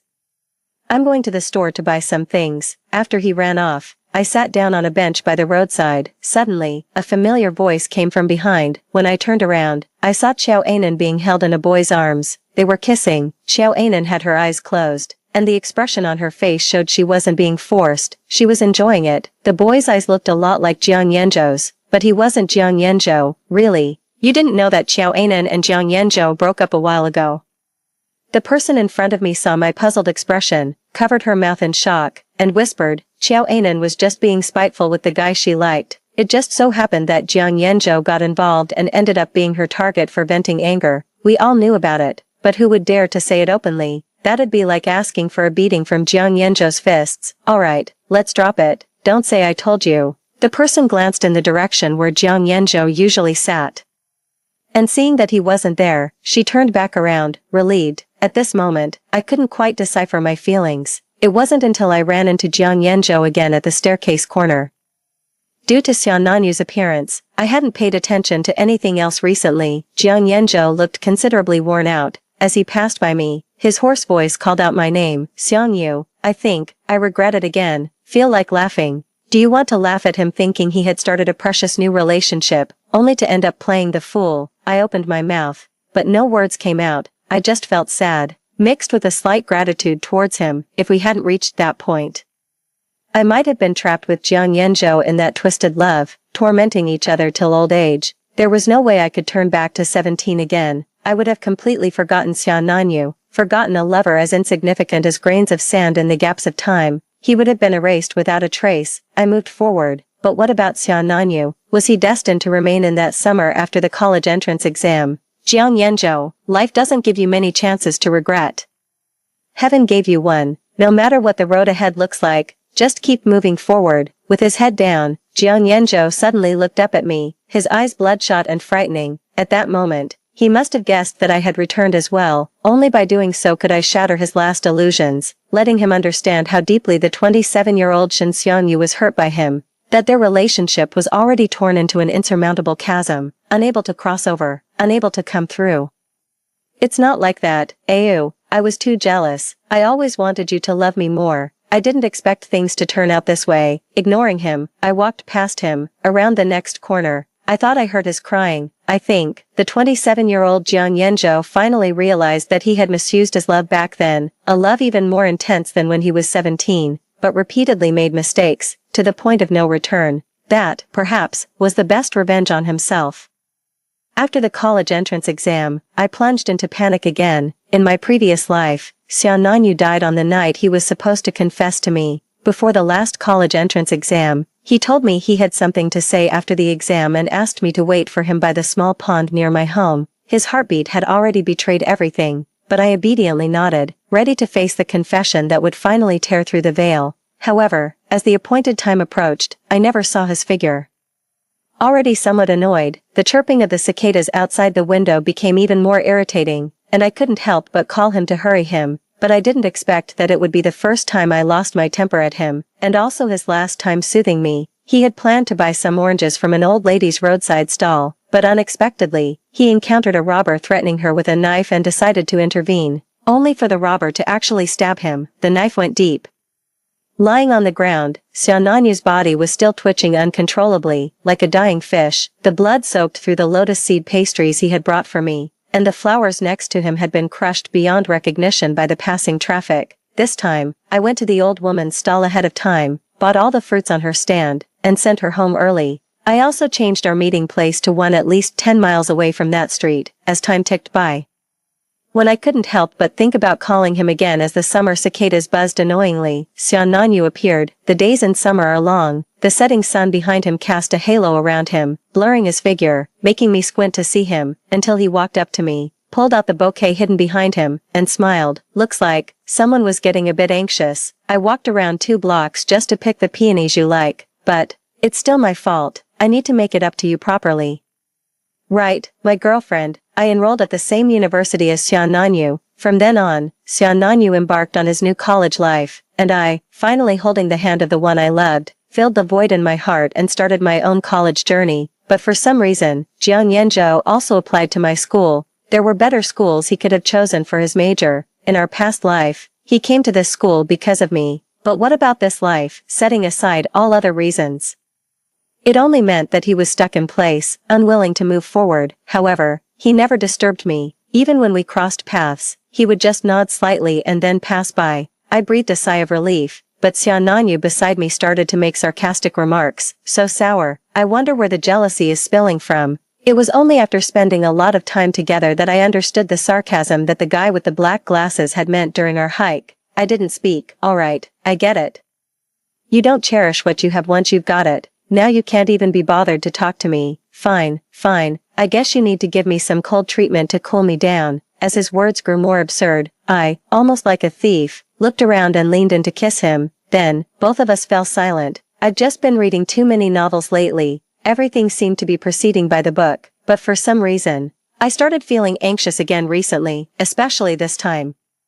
After watching a movie with Xiao Nanyu, when we saw a long line at a pastry shop because their lotus seed pastries were selling well, and he ran to line up, my panic peaked. Ever since I returned to being 17, I had never mentioned lotus seed pastries again, so when he suddenly brought it up, I didn't react at first. I just heard him telling me to wait there, and then he ran off, watching his figure getting farther from me. I suddenly felt like he wouldn't come back. I hurried after him. But perhaps out of excessive fear, my limbs involuntarily softened, tears uncontrollably welled up. Just then, Xiangyu, what's wrong? Jiang Yanzhou appeared out of nowhere, and seeing him was like seeing a lifeline. I grabbed his arm and gasped for air. Can you find Xiao Nanyu for me? He went to that pastry shop ahead to look for Xiao Nanyu. My heart was suspended mid-air, my chest kept spasming, and even breathing became difficult as my vision filled with an overwhelming red. Don't worry. I'll go now. Jiang Yanzhou, alarmed by my state, helped me to a roadside seat, then ran towards the shop. My heart was still hanging. A distant scream suddenly pushed my heart to my throat. Someone shouted, "Someone's dead," and the crowd instantly stirred. My vision suddenly twisted, as if the world had crumbled into a ball of paper, and I suddenly couldn't breathe. The next second, I was engulfed in darkness. Ayu. Someone was calling me urgently. When I opened my eyes, the first thing I saw were Jiang Yanzhou's bloodshot eyes. There was a loud crash in my heart, and a string in my mind snapped. Ayo, Xiao Nanyu is not dead. Don't worry. Just a second before I could break down. Jiang Yanzhou spoke first. He's okay, Ayo. Can you give me some time? I'm begging you. For some reason, there was an indissoluble sadness in Jiang Yanzhou's eyes. It was as if he would disappear into thin air the next second. At that moment, I swallowed the words of refusal. Ayo, in those 3 years we were married, did you ever love me? Not as a substitute for Xia Nanyu. He emphasized the word substitute, but at that time, I had completely forgotten about Xia Nanyu. So how could there be talk of a substitute, Jiang Yanzhou? After the treatment in my previous life, I never remembered Xia Nanyu. It wasn't about being a substitute, not at all. Suddenly, Jiang Yanzhou collapsed into a chair, tears seeping through his palms and winding down his arms. But why did you accept my confession when I gave you a scrapbook? I've given you homemade cookies, carefully selected bouquets, concert tickets of your favorite stars, fireworks prepared for you on New Year's Eve, so much. So why did you accept my confession when I gave you that scrapbook? The scrapbook. Suddenly, I remembered that Xia Nanyu had also given me a handmade scrapbook before our college entrance exams. Jiang Yanzhou's affection finally got a response, but he mistakenly thought that I had subconsciously remembered Xia Nanyu, and that's why I accepted his confession. All these misunderstandings, unsaid, made one feel helpless. Ayo. I can't move forward anymore. He suddenly stood up, gently covering my eyelashes with his hand, uncontrollably trembling. I heard him suppressing his sorrow, using the last of his gentleness. Ayo, it's time for you to wake up. 14. Xia Nanyu. When I opened my eyes again, I realized that everything was just a dream. Xiang Yu, you're awake. Xia Nanyu hurried over to help me, but quicker than his hands was the redness in his eyes. I shouldn't have left you alone to buy the lotus seed pastries. It was my mistake. Seeing him about to apologize again, I playfully pinched his hand. It was a real touch. Xia Nanyu had survived. The accident we avoided after the college entrance exam had replayed now. I heard that the criminal had been caught by the police. However, thinking of that bizarre yet real dream, a bad premonition welled up inside me. Did Jiang Yanzhou die? Xia Nanyu glanced at me, then turned away. Speaking with difficulty, the criminal was targeting me. I didn't notice him approaching from behind until it was too late. He had already struck, and Jiang Yanzhou. So even though Jiang Yanzhou came back and changed what had happened, triggering countless inexplicable butterfly effects, the main storyline never changed. This time, Jiang Yanzhou was left behind. He took the hit meant for Xia Nanyu. No wonder he kept telling me he couldn't move forward. He wanted me to be happy this time. I think this time, I can definitely fulfill his wish. 15. I had only fainted and was not seriously harmed, so I was discharged from the hospital after 3 days, but Xia Nanyu, ever cautious, was overly protective, treating me like an ancestor. Take it easy. Watching him bustling behind me, a mischievous thought suddenly crossed my mind. I winked at him teasingly and joked, "Are you that worried about me? What if I fainted in the dorm and my roommates weren't there? You know what, Nanyu, why don't we just move in together?" I was only half serious.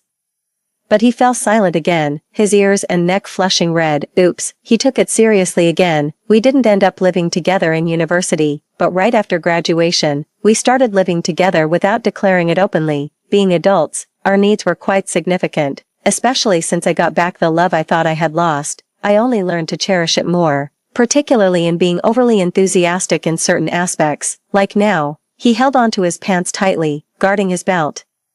Watching me with a wary expression. "What are you doing? It's already over. Besides, I have to go to work now." Seeing that I was upset, he would come over, kiss me tenderly and say, "Be good, wait for me tonight." His work hours were unstable, so sometimes, I would get so bored that I'd turn the house upside down. Unexpectedly, I actually found something. Xia Xiaogo's diary, 2002, 8:30, climbing a mountain. I met a girl with a cute tuft of hair sticking out on her head, irresistibly cute. I couldn't help but keep staring at her. Later, at the pavilion halfway up the mountain while helping others pick oranges, I met her again. I am a materialist, but when she called out my name, I actually felt that it must be fate destined by the heavens. I vaguely remember that in his previous life, he also had the habit of keeping a diary. When his diary accidentally fell to the ground, and I picked it up for him, the wind just happened to flip to that page. Moved to a new school. Feels so boring here, except for my new deskmate. Her tuft of hair is super cute. I really want to be her friend, maybe even more than just friends. Back to being 27 years old. Beep beep beep. Amidst the noise, I opened my eyes only to see the life monitor of Jiang Yanzhou next door emitting a frantic alarm sound, then flatlining. He was gone. The last memory I had was of a disturbance in the crowd, people shouting about a dead person, and then I returned here and opened my eyes. According to the doctors, we had been in a coma for 3 months and were at risk of becoming vegetative at any time, but now, I am awake. Jiang Yanzhou didn't make it. At his funeral, Xiao Anan also came. I'm sorry, she looked pale, pulling a faint smile at me. If it weren't for me, you two wouldn't have reached the point of divorce, nor would such a painful event have happened. Condolences. But I knew, with or without her, Jiang Yanzhou and I would have reached this point. Too many bombs were already buried in Jiang Yanzhou's heart, and the misunderstandings about me were growing, not something that could be explained in a few words. Between him and me, it was a dead end from the start. No need to apologize. Even if it weren't for you, we would have divorced. Seeing me speak so calmly, Xiao Anan's face showed a hint of surprise, quickly returning to that lifeless expression. If I'm not mistaken, the boy she liked in her youth had stomach cancer in college and died within just 2 months, and Jiang Yanzhou's eyes resembled that boy's. In times of mental breakdown, people disregard morals and desperately seek a pillar of support, so she learned the story of Jiang Yanzhou and me, and then fabricated a story about her secretly loving Jiang Yanzhou for 10 years. Jiang Yanzhou used her to provoke me. She used Jiang Yanzhou as a substitute. In the end, it was all mutual exploitation. But the one who truly got hurt was me, so even after Jiang Yanzhou's death, I cannot forgive him on behalf of my 27-year-old self. Xiao Anan placed a bunch of chrysanthemums down and whispered condolences to me before she turned and walked away. Honestly, I don't feel much emotional turmoil right now.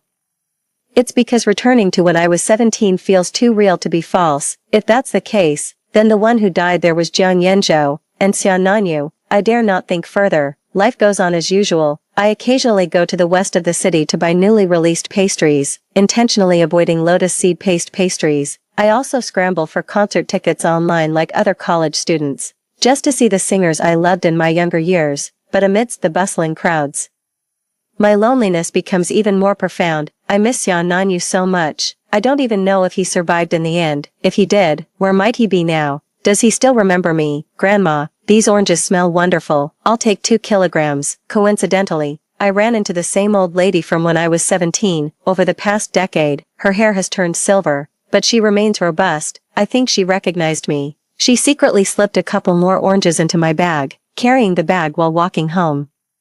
A disaster occurred. The bag broke. What's worse, it was on a downhill slope. Watching the oranges roll away, I hurriedly ran after them. Just as I picked up the last orange, the back of my hand brushed against something cool. It was a pale, slender hand, sent as a carrier of feelings and memories. The familiar fragrance of Shenlong laundry detergent flooded into my nostrils again. I couldn't believe it as I lifted my head, only to meet his gaze, deep like a pool of water. He paused for a moment, then squinted and smiled at me, his dimples faintly visible. Sorry, I don't mean to hit on you, but I can't help feeling. Ma'am, have we met somewhere before? Story 3. In my past life, I accidentally fell into water. After Gu Yannan gave me CPR, he was forced to marry me to take responsibility. That's why he grew to despise me. Though he never wanted to marry me, he suddenly agreed. Decades later during a hospital interview, he wrote, "Meeting someone too extraordinary in youth dooms a lifetime of regret. Only then did I realize his heart had always belonged to our junior sister. His agreement to marry me was just spite toward her." Reborn. I severed every thread connecting us. When I came to, I spoke up first. Comrade Gu was kind enough to save me, but I won't hold him responsible. 1. Waking up,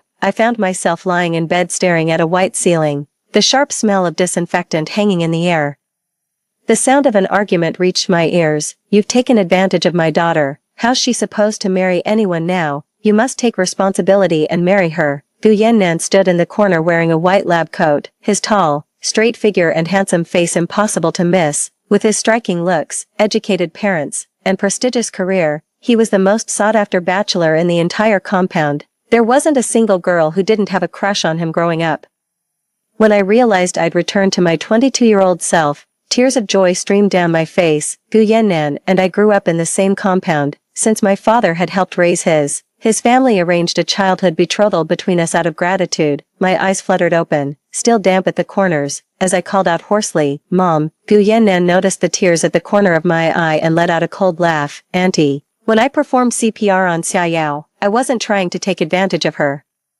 I don't have feelings for Xiaoyao either. There's nothing romantic between us." Mother looked at me with pity in her eyes. In these times, physical contact between men and women is a sensitive matter. Mother only pressured Gu Yannan to marry me because she feared it would damage my reputation. I straightened up and said, meeting Gu Yannan's indifferent gaze, Comrade Gu was kind enough to save me. I won't hold him responsible. As the words hung in the air, Gu Yannan's eyes flickered with momentary surprise before regaining their usual composure. 2. In my past life, Gu Yannan was the most outstanding young man in our compound, secretly infatuated with him and bound by our childhood betrothal. I naturally hoped this incident would lead to our marriage. After rescuing me from drowning with mouth-to-mouth resuscitation, both sets of parents pressured him into marrying me. He had been firmly refusing all along, and truth be told, I never wanted to force him either. Just as both families were negotiating the annulment, he suddenly agreed to marry me. We married shortly after. On the second day of our marriage, while delivering lunch to Gu Yannan at the hospital, I encountered a violent patient brandishing a knife. When the blade swung toward Gu Yannan's hand, I threw myself in front of him. The sight of blood on the floor made my mind go blank. I'd lost a finger. Later, he continued working at the hospital while I stayed home during my pregnancy. As he got promoted, I followed along with his job transfers. Gu Yannan was never particularly kind nor cold to me. We just seemed perpetually stuck, unable to take our relationship any further. When our child turned 1, he was supposed to be promoted to a top-tier hospital, but instead volunteered for medical aid in Tibet. From then on, I raised our son alone, not seeing Gu Yannan for 3 years. Beyond sending money occasionally, he completely vanished. I've nearly forgotten what he looks like. When my son was 10, I lugged all our luggage alone and traveled all the way to Tibet with him to find his father. When I reached his workplace, I introduced myself. Hello, I'm Dr. Gu's wife. I brought our son to see him. The man lifted his eyelids and gave me a once-over before saying, Humph, which one of Dr. Gu's admirers are you? Dr. Gu does have children, but just one daughter. I froze on the spot. After bringing my child and making numerous inquiries, I finally learned that Gu Yannan came to Tibet because his junior colleague had been transferred there. Back then, he gave up his prestigious position at a top-tier hospital, trading a promising future just for the chance to work alongside his first love. But we were about to call off the engagement. It was his own choice to marry me. Before signing the marriage certificate, I asked him repeatedly, Do you truly want to marry me? He always replied, That's what gave me the confidence to register our marriage. The high altitude in Tibet often causes oxygen deprivation. The very next day, my son developed a high fever from altitude sickness. I spent the night at the hospital and called Gu Yannan from a public phone booth. Gu Yannan said, Xia Yao, it's the middle of the night. Can you please stop this? I'm in Tibet, not Beiping. There's no way I can make it to you. My son was crying for me, and the nurse called me over. I had to hang up without another word. After staying up all night caring for my son, I ran into Gu Yannan at the cafeteria while getting food. The woman said something that brought a faint smile to his face. It was a smile I'd never seen before. When our son was born, he smiled too, but just briefly. Not a joyful smile, rather one of relief. This woman must be Liang Xia, his junior fellow apprentice. Liang Xia took her seat while Gu Yannan brought over 2 meal trays. I didn't even have time to stop and confront him about why he lied to me. Rushed back to the ward to care for my sick son. The nurses administering my son's 4 were chatting. Dr. Gu and Dr. Liang make such a perfect couple. Dr. Gu picks up their daughter every day, giving Dr. Liang free time to hang out with friends. What a shame, someone as handsome as Dr. Gu married Dr. Liang so young. Watching my son lying in the hospital bed with high fever, my heart ached with sorrow. When fetching water, I saw Gu Yannan bringing Liang Xia's daughter back to the office. All these years, I've raised our child alone. When our kid needed parenting the most, he went off to Tibet for work, leaving me stranded in Beijing. Yet here he is, playing nanny for someone else's child. I stepped into his office. Gu Yannan.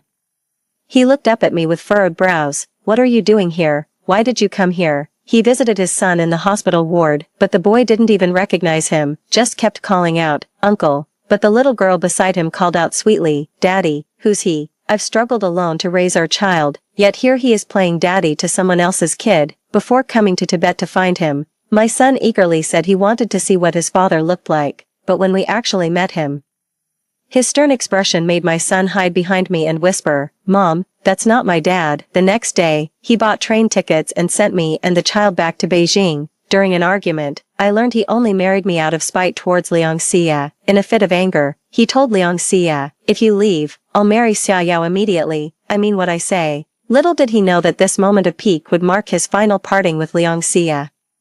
I'd resolved to stop meddling in his affairs with Liang Xie, yet decades later, approaching retirement after being reassigned to Beijing, he left this hospital interview remark, "Meeting someone too extraordinary in youth dooms one to lifelong regret." During a live broadcast, his gaze settled on Liang Xie as he said, "The one you couldn't have in youth will haunt you for life." His remark caused an uproar across the internet. Netizens exposed my identity as his wife, along with the real reason behind our marriage. Though he married me out of spite towards Liang Xie, the narrative twisted into me forcing him into marriage through relentless pursuit. It wasn't until later that I discovered the person causing the hospital disturbance wasn't his patient, but Liang Xie's husband. Her husband believed Liang Xie and Gu Yannan had cuckolded him. Yet I was the one who ended up disabled because of it, under the relentless waves of cyberbullying.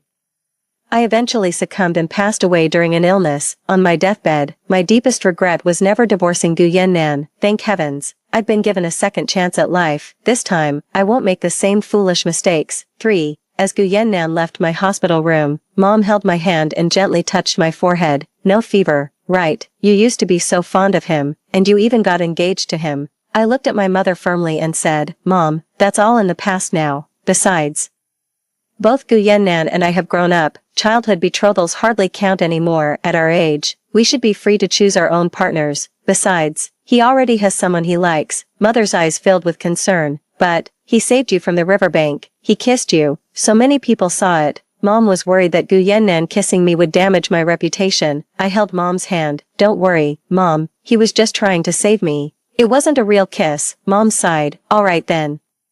I'll respect your decision." 4. As a college graduate, I had bright prospects ahead. Even without further studies, I could land a decent job in this era. As long as I don't marry Gu Yannan, I won't repeat the same mistakes. In my past life, I stayed home raising children after graduation, squandering my prime years and career opportunities. By the time my kids grew up, I had no work experience left. No employer would hire me anymore. Gu Yannan was 2 years my senior.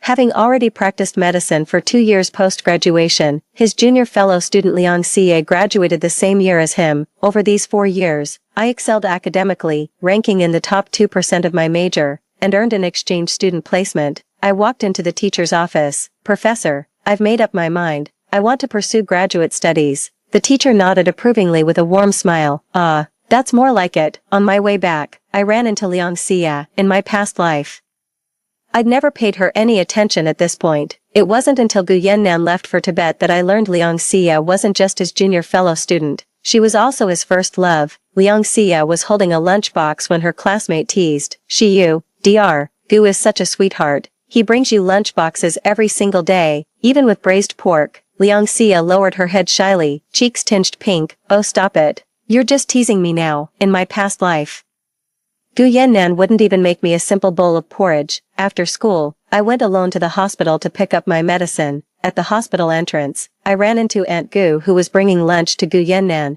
Aunt Gu happily took my hand. "Yao Yao, perfect timing. Could you take this meal up to Yannan for me? I've got something urgent. Need to deliver documents to your uncle's office." The lunchbox was already thrust into my hands. With a sigh, I considered asking a nurse to deliver it to Gu Yannan's office, but it was peak hours. The nurses were swamped, barely even time for a sip of water, let alone running meal deliveries. I walked into Gu Yannan's office and was just about to put down the lunchbox and leave when he entered. Gu Yannan looked at me and said, "Xia Yao, stop doing these things. I don't like you." I paused for a moment, then nodded. "This isn't from me. Aunt Gu asked me to bring it to you." He didn't seem convinced, his face expressionless as he kept his hands in his pockets. Then without hesitation, he tossed the lunchbox into the trash right in front of me. With a thud, the container split open, spilling its contents into the trash bin. I froze momentarily before raising my eyes to meet his gaze. His eyes held nothing but detached indifference. "Xia Yao,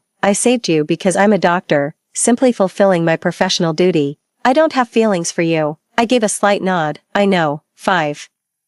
When I returned home for the weekend, the house was packed with people. Gu Yannan looked even more refined and handsome in his white shirt as he took a delicate sip of tea. Gu Yannan's mother greeted me with a warm smile. "Yao Yao dear, you're back." I responded with a polite smile and nod. "Hello auntie, hello uncle."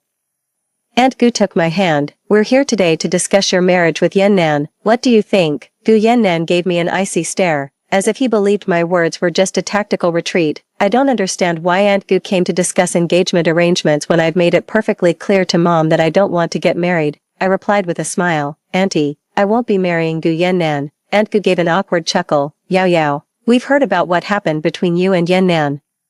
What incident? Alarm bells rang in my head as I quickly explained. Auntie, it's not what you think. Gu Yannan didn't do anything wrong. What he did back then wasn't that. He was actually saving me. Aunt Gu froze for a moment. A flicker of surprise crossed Gu Yannan's face as he turned to look at me. Given how infatuated I used to be with him, he probably expected me to seize the opportunity. My refusal clearly caught him off guard. As a kid, I'd trail after him like an eager puppy, calling him Brother Yannan, but I'm grown now. It's time I learned some boundaries. I stood before him and said earnestly, Comrade Gu, I haven't thanked you yet for saving me. He paused for a moment before replying, it was my duty. I'm just glad you're okay. Aunt Gu didn't expect me to be so decisive. I went to the room for paper and pen, then wrote the engagement termination letter, to avoid future complications. You may sign this as well. Don't worry, I'd never cling to you.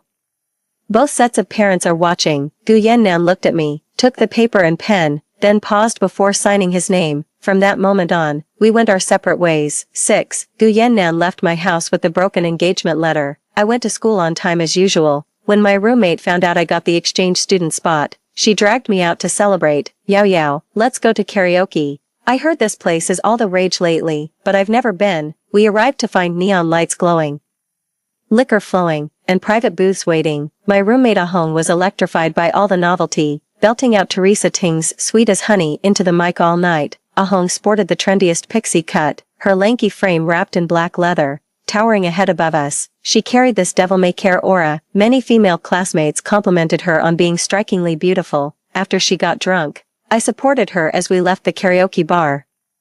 It took quite an effort for us roommates to help her back to the dorm. Even after securing the exchange student spot, I didn't neglect my studies. In my free time, I hand-knitted hats and used my 4 years' worth of saved living expenses to buy clearance items at wholesale markets, crafting small accessories to sell on the streets. Hair clips and hats are all the rage right now. New Year's Day is just around the corner. During my free time between classes, I set up a stall by the school gate selling these little trinkets. There's a flea market nearby where students sell second-hand goods, which actually helps bring more customers to my stall. Business is booming. My handmade hair clips are gaining popularity and becoming a trend at school. As the holidays approach, my stall business is doing even better. Besides running the stall to save up for study abroad expenses, I've kept up with my academics.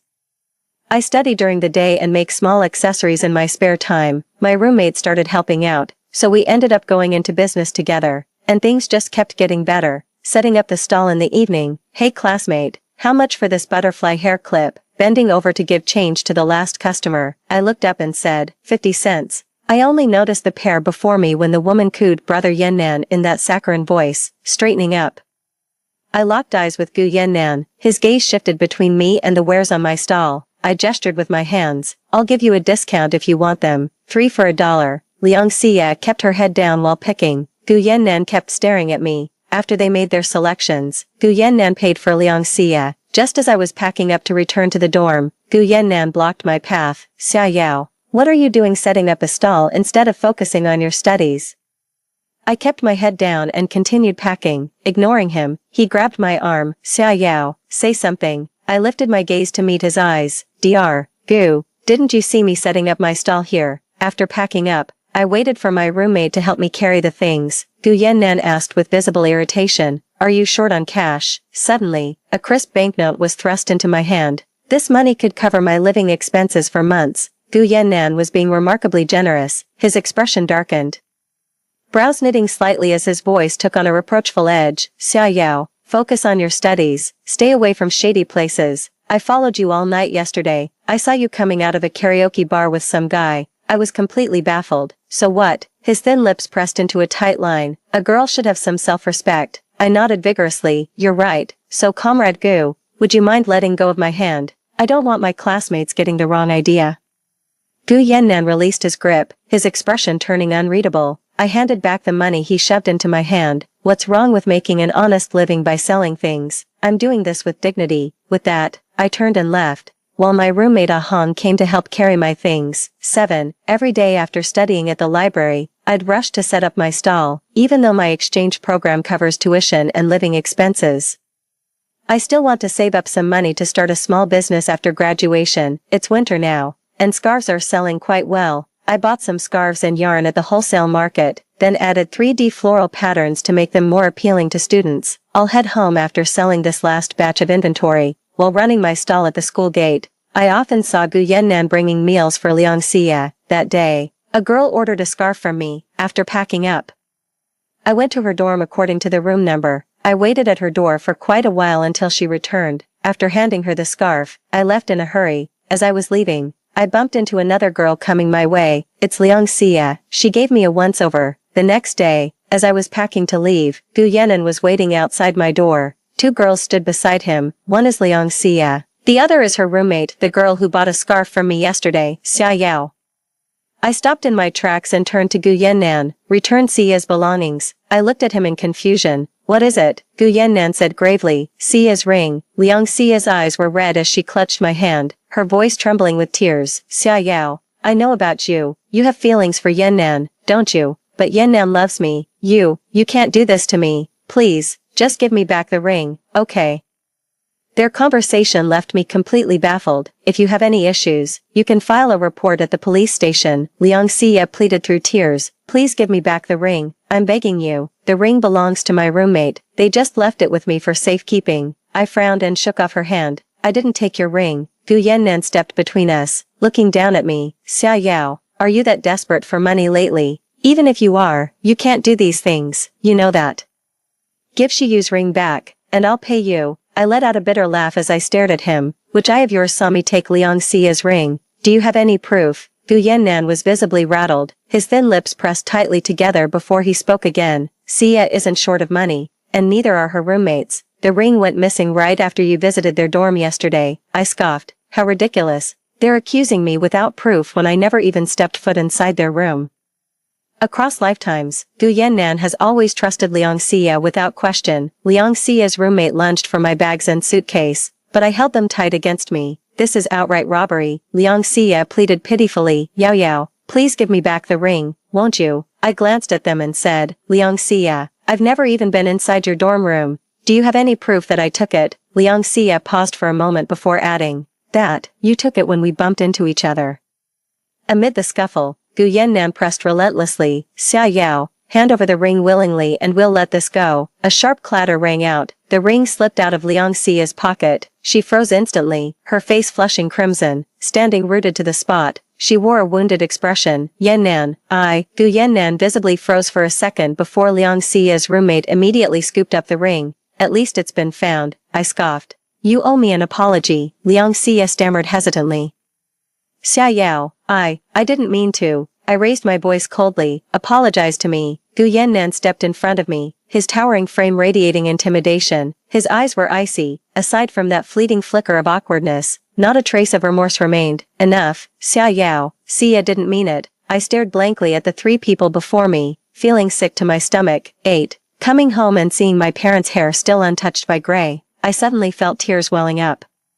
Mom called me to dinner while Dad busied himself with my luggage. Gu Yannan lived right across from our house. I knitted 4 scarves and planned to give one each to Aunt Gu and Uncle Gu. It's my way of thanking them for their kindness over the years. Knowing Gu Yannan wouldn't be home these days, I felt at ease visiting Aunt Gu. Aunt Gu welcomed me warmly, and I brought out the scarves. Auntie, I had no classes before winter break, so I knitted 2 scarves for you and Uncle Gu. Aunt Gu happily wrapped the scarf around her neck. Just as I was about to leave, Gu Yannan appeared in the courtyard. I caught a glimpse of him in my peripheral vision but didn't linger. Walking straight out, Gu Yannan stepped in front of me, blocking the gate. Yao Yao. I frowned slightly. Dr. Gu, you can call me Xia Yao. No need for formalities. His thin lips parted slightly. I owe you an apology for this morning. I wronged you. I nodded at his apology and tried to step around him. But he swiftly blocked my path with his long strides. His expression softened slightly. Xia Yao, where's my gift? There was a cheerful lilt in his voice, his face brimming with anticipation as I glanced at him. What gift? His face froze. It's the scarf. He scratched his head, pointing at the scarf inside the room. In my past life, I'd knitted scarves for him and Gu's parents around this time, but this year I hadn't prepared anything for him. I made scarves for Gu's parents because they always bring me gifts when they return from abroad each year. I didn't knit one for you. He looked embarrassed. Fine. 9. During the spring festival break, I shared the news about becoming an exchange student with my parents. Their faces lit up with joy, eyebrows lifting in delight. That's wonderful. Our Yao Yao is going places. I'll be leaving for my exchange program abroad in March. When Mom learned I'd be leaving in March, she quietly wiped away tears after our reunion dinner, turning her back to hide her emotions. The next day, the whole compound was buzzing with festive New Year spirit. Dad insisted on throwing me a farewell celebration, saying the whole neighborhood should know how proud they are of my achievements. Mom covered her mouth with a chuckle. Sure, let's throw a celebration for Yao Yao. Let everyone see how accomplished our Yao Yao has become. Dad took off his glasses and kept rereading my admission letter over and over. Mom praised me with pride. Seeing the joy on my parents' faces filled me with gratitude and happiness. In my past life, I lost a finger protecting Gu Yannan, leaving my hand permanently damaged. I could no longer lift heavy objects. Even carrying groceries caused aching pain. On rainy days, the old wound would itch and throb, though I dared not scratch it, leaving me with a lifelong disability. My right hand would ache unbearably after prolonged writing, forcing me to practice shakily with my left. After rebirth, tears would well up whenever I wrote or knitted, yet touching my perfectly intact hands filled me with overwhelming gratitude. 10. During the new year, Mom caught the seasonal illness, and I accompanied her to the hospital to get medicine. A noisy crowd had gathered on the first floor. Right in the center stood two people. I recognized that tall, straight-backed figure instantly. It was Gu Yannan. The other person was the one who severed my right hand in my past life. In my previous life, I'd always assumed he was just a disgruntled patient of Gu Yannan's causing trouble at the hospital. Only at death's door did I learn he was actually Liang Xia's lover. Gu Yannan and Liang Xia had been involved in a vague romantic entanglement for some time. Though they never made it official, Liang Xia secretly dated this man behind Gu Yannan's back. The man caused a scene at the hospital after discovering Gu Yannan. This time, I watched Gu Yannan from afar without stepping forward. In my past life, I shielded him without hesitation because he'd saved me from drowning with CPR. Though he chose to marry me, I always carried guilt toward him. As a surgeon, that slash would have severed his hands. He couldn't afford to lose them. The man brandished his knife and roared, "Look, Dr. Gu's having illicit affairs. He must be suspended immediately." The knife slashed wildly through the air with a clatter. Liang Xia arrived in a hurry, her eyes red from crying. "Yannan, let me explain. I don't know him. You're the only one I love." The man's voice turned hoarse. "You fucking bitch. How dare you lie to me?" Word of this incident spread like wildfire through the small town. The man's blade swung toward Liang Xia's head, prompting Gu Yannan to shield her protectively behind him. "This is a hospital. Calm down immediately. Let's talk this through properly." My mother emerged from the examination room and screamed my name in panic upon seeing the chaos, frantically pulling me away. "Yao Yao." Gu Yannan seemed to hear someone call my name. He looked up nervously, but before I could meet his gaze, Mom pulled me away. Back home, Mom finally relaxed. "That place was absolute chaos. You're better off staying away from such commotions. Yao Yao, don't you dare imitate those people at the hospital today, messing around with relationships in such a disgraceful way." I nodded. "I won't, Mom." But Mom didn't know the person involved was Gu Yannan. 11. The hospital incident spread like wildfire. Mom came rushing home in a panic, grabbed my arm and asked, "Yao Yao, thank goodness you're not with Gu Yannan. That situation we witnessed at the hospital last time, it was Gu Yannan with some young girl. Honestly, what was he thinking? The girl already had a boyfriend, yet he had to go and get involved with her. Now look where that's gotten him. Might even lose his job over this mess. That girl's boyfriend made a scene at your school. She might not even graduate now. I never got together with Gu Yannan. Everything just followed its natural course, returning from morning grocery shopping. I saw the old man who often keeps watch at the alley entrance sitting there with a wooden stool. A few children gathered around him, waiting for him to light the iron stove. The stove held crushed corn kernels. With a loud pop, the popcorn burst forth, the air filled with the aroma of popcorn. At the doorstep, Gu Yannan stood waiting. A scar marked his forehead, and his hands were wrapped in white bandages. His gaze turned peculiar when he looked at me. The corners of his eyes glistened with an ambiguous, unreadable look. "Xia Yao, did you hear everything that day? Don't listen to what others say." My heart skipped a beat. "I don't know about you and Liang Xia. No need to tell me. Xia Yao, I don't have feelings for her anymore. I gave a faint smile. Who you like has nothing to do with me. The sky darkened as rain began to fall, the downpour growing steadily heavier. Just as I was about to step inside, a woman's voice called out from behind, "Brother Yan Nan, could you help me one last time? He's at my place. I'm scared. Please stay with me." Gu Yan Nan turned back with a complicated expression, calling out to me, "Xia Yao, wait for me to come back." Okay. I ignored him and walked into the house without looking back. As I turned to close the door, I saw Gu Yan Nan draping his coat over Liang Xia's shoulders, sighing helplessly as he shielded her while they left. 12. The rain poured all night, and Mom watched the gloomy sky outside with concern. "Yao Yao is leaving the day after tomorrow. What are we going to do about this weather?" Dad reassured me. "The radio said it'll clear up the day after tomorrow, might even be sunny. Don't worry about it." The next day, the skies cleared. My parents treated me to a celebratory dinner at a restaurant. Seeing the pride and joy on my parents' faces made me happy too. 13. After the banquet, Aunt Gu and Uncle Gu left in a flustered hurry. Turns out Gu Yannan and Liang Xia's affair had escalated to the hospital administration. It all happened at the hotel next to the restaurant. They shared a bed together last night. Gu Yannan looked at me in a panic. He rushed out frantically trying to stop me, but Dad blocked him and quickly led me away. Gu Yannan called my name with a trembling voice. "Xia Yao, wait for me." He and Liang Xia ended up at the police station after their altercation. When Gu Yannan came to, he was completely disoriented. He claimed Liang Xia had given him a glass of water, and after drinking it, he blacked out, but he swore nothing had happened between him and Liang Xia. Later, Liang Xia said with teary eyes and a pitiful voice, "Brother Yannan, you have to take responsibility for me." Biting her lip with disheveled hair, she looked utterly fragile and vulnerable. I don't know what happened either, if this matter isn't handled properly.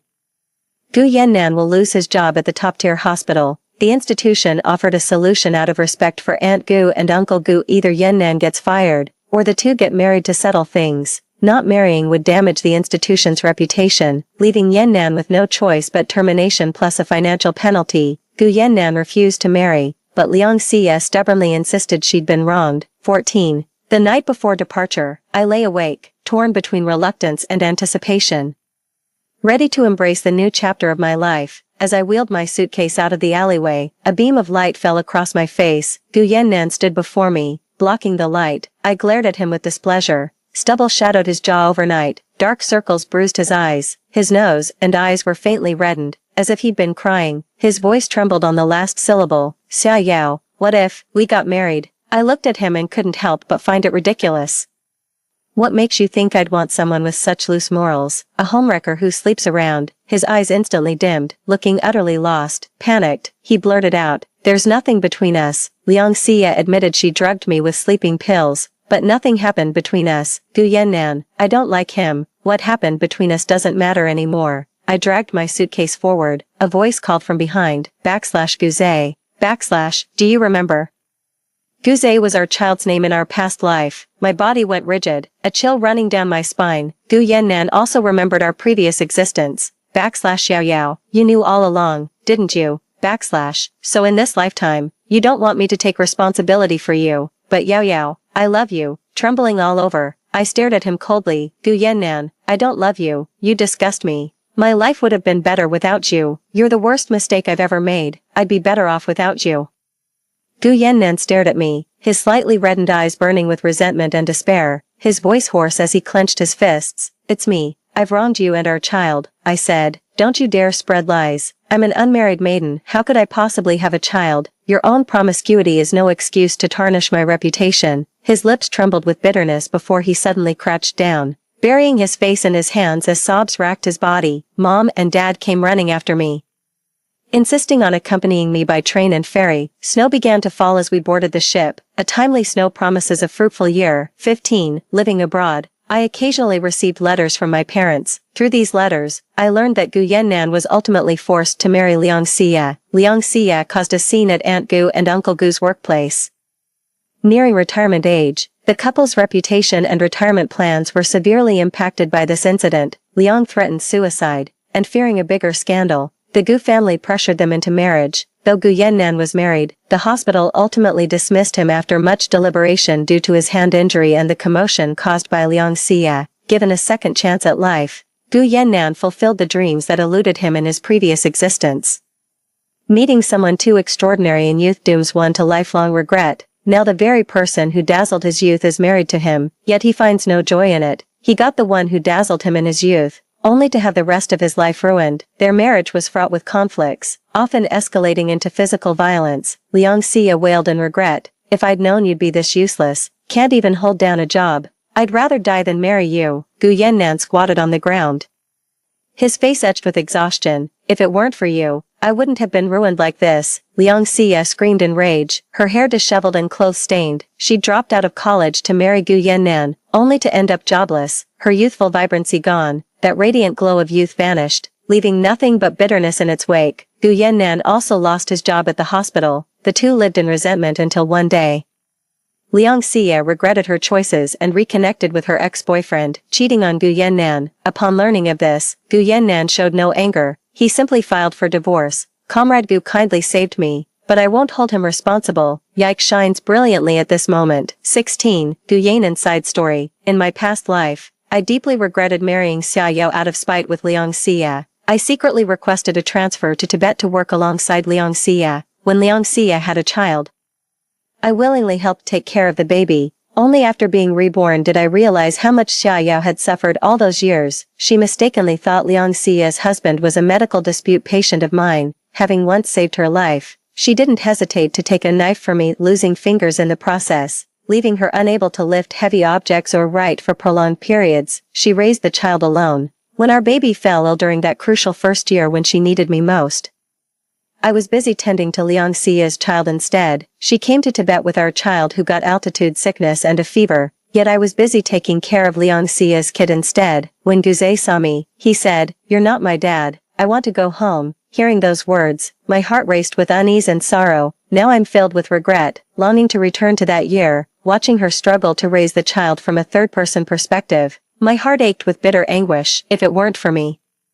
she wouldn't be living such a wretched life. By the time I reincarnated, it was already too late. I'd already lost her. She returned to the present even earlier than I did. No wonder she refused my responsibility so decisively. She'd stopped loving me long ago. Only when I got together with Liang Xia did I realize she was nothing like the perfect girl I'd imagined. Our lives have fallen into complete disarray. I lost my job and suffered a permanent hand injury, while Xia Yao's life kept getting better and wealthier. While job hunting, I ran into her, dressed to the nines, but I couldn't bear her seeing me in such wretched state, so I immediately hid. It's too late for everything. Next story. I am the villain's white moonlight wife who died young. On the 10th year after death, I was revived by the system. It wants me to redeem the now corrupted him, but I've lost all my memories. So when I spotted that villain from afar, before I could even get close, I was immediately driven away by his subordinates. As I was thrown to the ground in disgrace, several lines of bullet comments suddenly appeared before my eyes. Here we go again. I've lost count of how many have come to save the villain by now. For so many years, the system has arranged countless substitute strategists to stabilize the villain, fearing he might destroy this world. Some resembled the villain's deceased wife in appearance.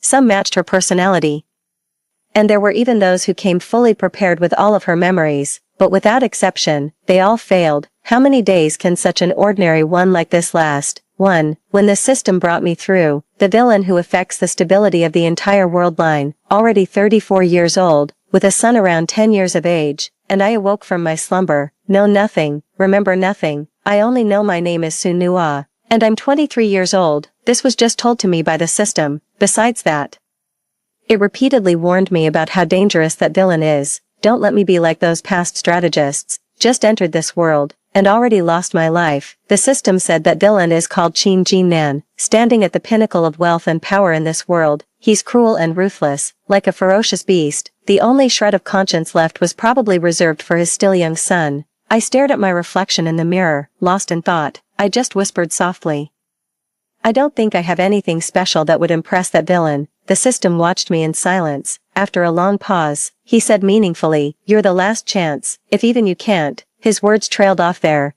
Then he said firmly, "No, you must succeed." 2. The system's countless warnings weren't wrong, because I had just transmigrated into this world, and had just managed to catch a distant glimpse of Qin Jinnan. Was immediately noticed by the several burly black-suited bodyguards following him. Qin Jinnan was dressed entirely in black, with an overcoat draped over his shoulders. He stood at the school gate, waiting for his son to finish classes. He didn't even glance in my direction. I gazed at his sharply chiseled profile, half veiled in coldness. An uncontrollable peculiar emotion sprouted from the depths of my heart. This emotion made one sorrowful to the point of tears. I found myself inexplicably frozen in place, didn't even notice his bodyguard had approached. When thrown heavily against the wall, excruciating pain radiated from every part of my body. His bodyguard had a menacing look. Before leaving, he threw a threat at me. "Don't look at people you shouldn't." He gave me a cold glance as I lay in a pathetic heap on the ground. He said, "If there's a next time, it won't be this simple." 3. Snow suddenly began to fall from the sky at that moment. I hugged my injured arm and leaned against the corner of the wall. From a distance, Qin Jinnan had already picked up his son. Even after seeing his son, not a trace of a smile appeared on his face. He simply put out the cigarette in his hand, lowered his gaze, and took his son's hand. The two of them turned and got into the car. Perhaps my gaze was too intense. Just before boarding, the boy suddenly turned his head and looked straight at me. I was covered in a mixture of blood and snow. What a sorry sight, yet subconsciously, he still flashed a gentle smile at that exceptionally handsome boy. The boy's gaze was as indifferent as his father's, calmly sizing me up. He only glanced at me once. The bodyguard had already turned sideways to open the car door. The door slowly closed before my eyes as the car drove away without looking back. 4. It felt like my heart suddenly missed a beat. A profound sense of weightlessness washed over me. I haven't had time to ponder the origin of this strange emotion of mine. Suddenly, several lines of white text appeared before my eyes. Those words streamed densely and rapidly across my vision. Yet another new strategist has appeared. Over the past decade, I've lost count of how many dozens or hundreds this makes. The system is truly terrified of the villainous brother, fearing he might destroy the entire world in a fit of displeasure. Hence it tries every possible means to place people by his side, but the villainous brother only loves his deceased wife. Over the years, the system has sent countless replacement strategists to the villain's side. Some resembled the villain's deceased wife in appearance, some matched her personality, and there were even those who came fully prepared with all of her memories. 5. I stared at the barrage of comments flashing rapidly before my eyes. I lightly furrowed my brows.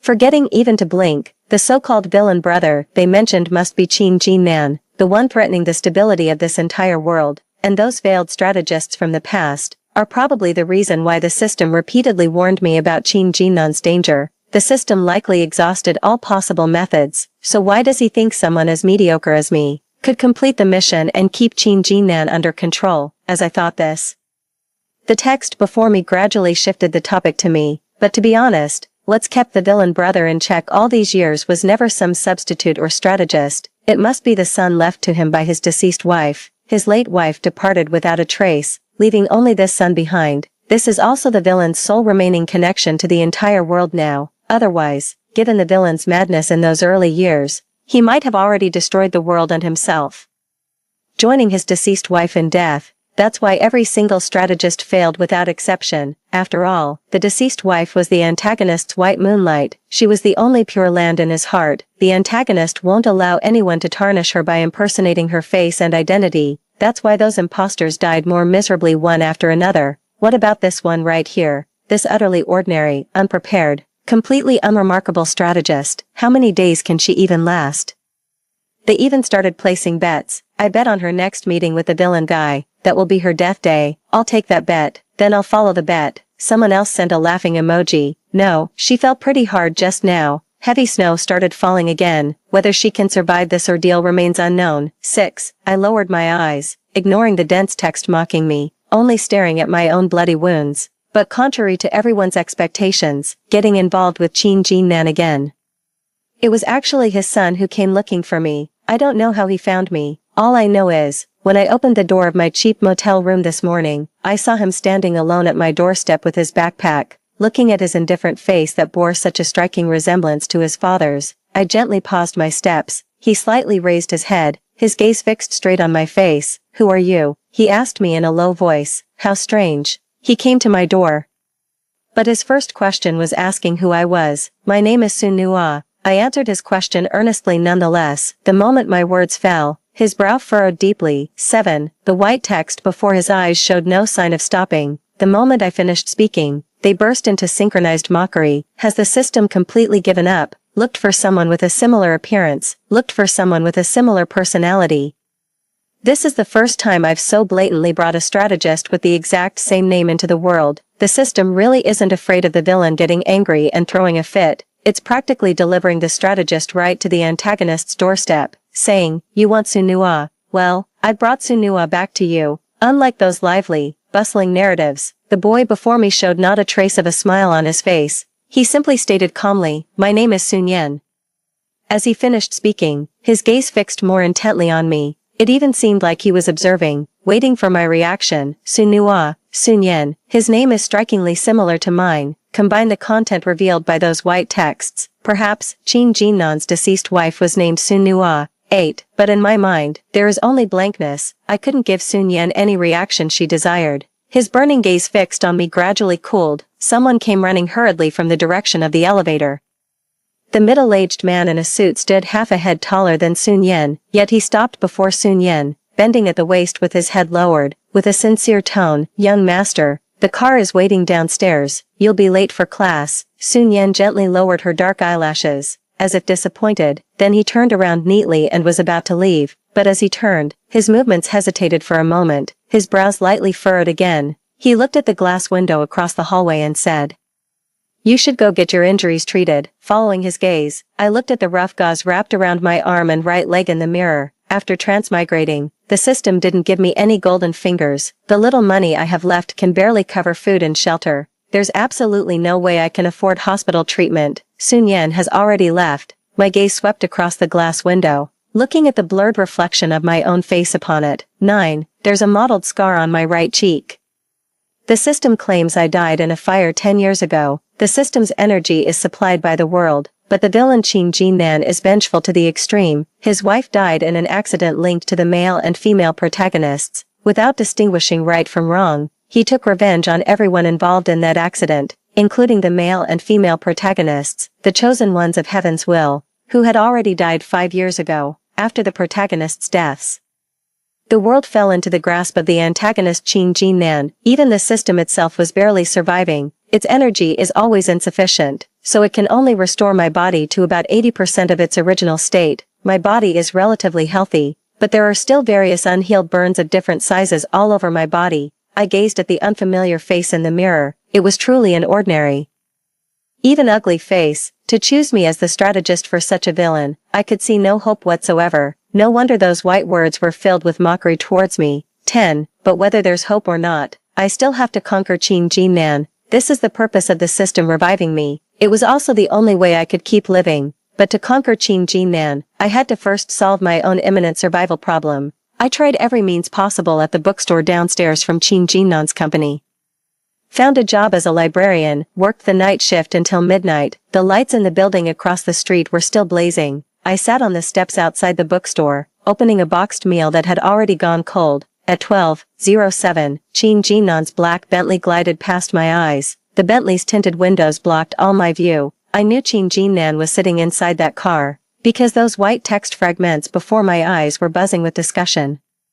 They seemed to have an extra pair of eyes compared to me, able to see Qin Jinnan inside through the car window, and use this as an opportunity to direct their sarcastic remarks at me. The system has completely given up, and it seems this lady has too. Other transmigrators who enter this world try every possible way to get close to the villain, whether to make their presence known or find a breakthrough point. She's doing just fine, even leisurely looking for a job and living her own life. Were you scared by the villain's bodyguards when you first met? So I'm just supposed to watch her organize bookshelves every day. If you're this useless, you shouldn't have agreed to take on the system's conquest mission in the first place. I lowered my eyes, no longer looking at those emotionally charged words. Only then did I notice a stray dog wagging its tail, eagerly approaching me. I gave it the only 2 pieces of meat from my lunchbox, together with it. We shared this boxed meal under the night sky. 11. Worked at the bookstore for nearly a month. When the wounds on my body had mostly healed, only then did I unexpectedly see Qin Jinnan again. At 11 p.m., the bookstore owner asked me to deliver a stack of packaged books to the building across the street. After passing through the security guard's rigorous checks and interrogations, I finally stepped into that building for the first time. After handing the book to the client, I prepared to leave.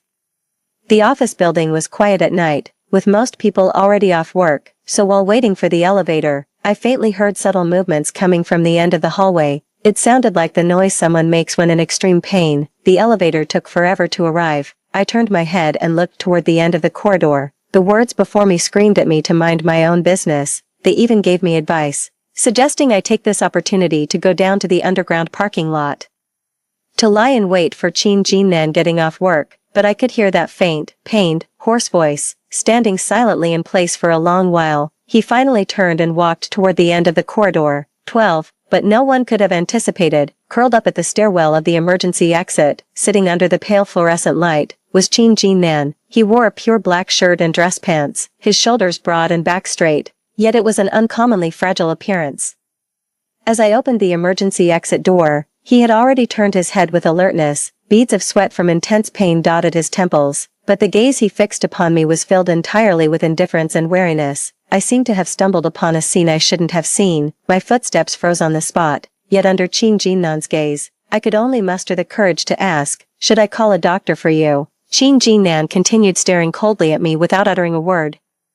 I had to raise my hand to press the white mask tighter against my face. Because of the scars on my face, I'm afraid of frightening customers and children. In daily life when I'm outside, I always wear a white face covering mask. His gaze carried immense pressure. I already wanted to step back and leave, but seeing the veins bulging at his temples from the intense pain, looking at his pale, thin lips, for some inexplicable reason, a sense of compassion welled up inside me.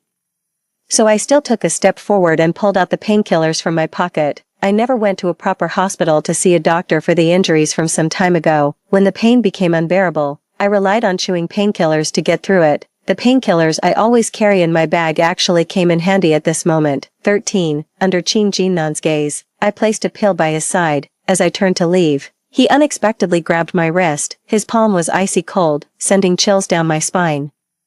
I had no choice but to lower my gaze to look at him. We stood so close that our eyes met. "Who are you?" he finally rasped out. The lighting wasn't bright enough, yet I still caught a fleeting glimmer of light in his dark pupils. His movements were too fast, completely disregarding whether I agreed or not. He had already casually hooked off the mask hanging on my face. Qin Jinnan's pupils were pitch black, reflecting the vivid scar on my face. Too close, so I saw his eyes tremble slightly. My face is still too frightening. I raised my hand to hook the mask back on, saw his palm seem to suddenly lose strength. Dangling a silver necklace, was just tightly clenched in his icy palm. The necklace was adorned with a silver watch face. At the center of the watch face, there was faintly the image of a smiling girl's face. I averted my gaze and didn't look any further, left the pills behind and walked away. This time, Qin Jinnan didn't stop me. Before leaving, I turned back for one last look at the doorway. Qin Jinnan remained seated in the same spot. He was clad in solemn black, yet entirely despondent. 14. Those white words are criticizing me again. They call me foolish, saying I don't get it. I give up. She's honestly the most useless protagonist I've ever encountered. She just stumbled upon incredible luck with that perfect opportunity, and she didn't even know how to seize it. She just left like that. Shouldn't we stay there and comfort the antagonist a bit? After finally meeting face to face in a private setting, she just left like that. What on earth is she doing? Some of those writings go even further. Still fanning the flames, I thought I should be more direct. Throw myself into Qin Jinnan's arms, and use the most vulgar means to seduce him. Anyway, I'm doomed. Someone like me could never complete the conquest mission anyway. They can't wait for me to anger Qin Jinnan sooner and meet my demise. They don't want to see another strategist like me anymore. I died. Naturally, a new, capable strategist will take my place. 15. The bookstore owner signed a long-term contract with the client in the building across the street. I often volunteered to run errands there. Occasionally, I could catch a glimpse of Qin Jinnan's figure from afar. He always wore black, with not a trace of any other color on him. The only exception was the occasional glimpse of a white shirt collar at his neck. His steps were always hurried, followed by a crowd of suit-clad, bowing subordinates. What he showed to others was his cold and unapproachable demeanor. Not a trace remained of that night's pallor and vulnerability. Sometimes when passing by the office area, I overhear employees gossiping in the break room. They say in the terrifying boss's office, there isn't a single vibrant color to be seen, not even a fresh flower can be found. The entire decor is oppressive shades of gray and black. It was no secret in the company that Qin Jinnan's wife had passed away early, perhaps because his son often appeared at the company, or perhaps because of that plain ring on his finger, never once taken off. So they even began to speculate, is Qin Jinnan living like an ascetic? keeping vigil for his deceased wife, carrying a heavy stack of books. I silently walked through the glamorous crowd with my head down. I suddenly began to question whether agreeing to pursue Qin Jinnan was the right or wrong decision. 16. It's been over 2 months since I transmigrated into this world. From what I've learned, Qin Jinnan was indeed deeply devoted to his deceased wife. No wonder so many suitors before me have failed in their attempts. My progress in this conquest seems hopeless. Those white characters probably saw through my incompetence. Now they hardly pay any attention to me or scold me. My very existence seems to be tarnishing the love between Qin Jinnan and his deceased wife. I have no past, and it seems I have no future either. Should I really continue this seemingly hopeless pursuit? I lowered my head, lost in deep thought. The book I was holding was too thick, blocking part of my view, not paying attention to the book's edge. I bumped into a beautiful woman wearing a white suit dress and holding coffee. Most of the coffee spilled onto the book, while the rest splashed onto the woman's snow-white blouse. I kept my head down, busily wiping the books while apologizing to the woman in front of me. The woman's voice turned shrill as she frowned and grabbed my arm. "Who let you in here?" I explained that I was from the bookstore downstairs. The woman sneered. "I've never heard of any possible collaboration between our company and some shabby little bookstore." 17.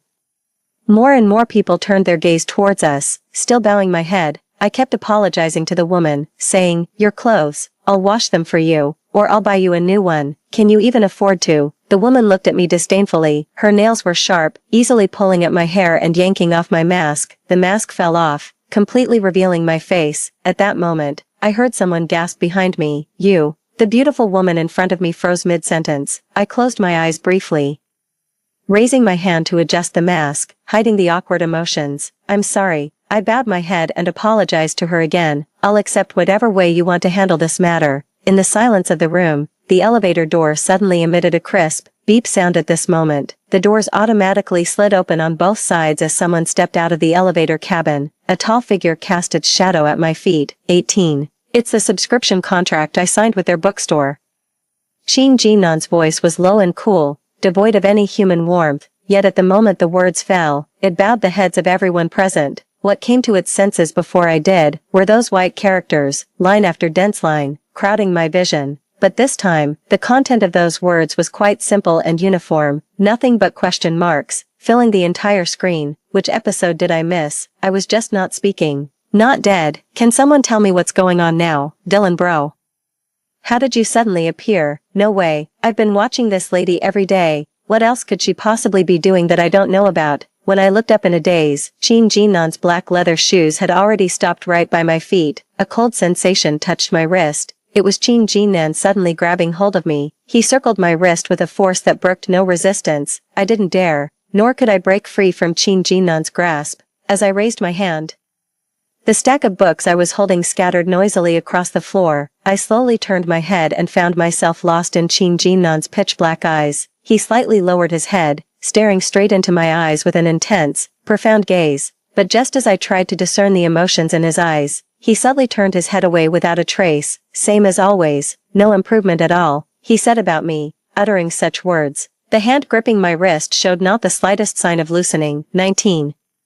With Qin Jinnan's appearance, the course of events instantly changed. The system and those texts had described Qin Jinnan's terror to me countless times, but this was the first time I witnessed Qin Jinnan's cruelty and tyranny with my own eyes. He didn't listen to a single word of the woman's explanation. With a faint raise of his hand, he summoned the bodyguards. The woman was dragged out of the floor. No one dared to say no, nor even lift their heads to glance at us.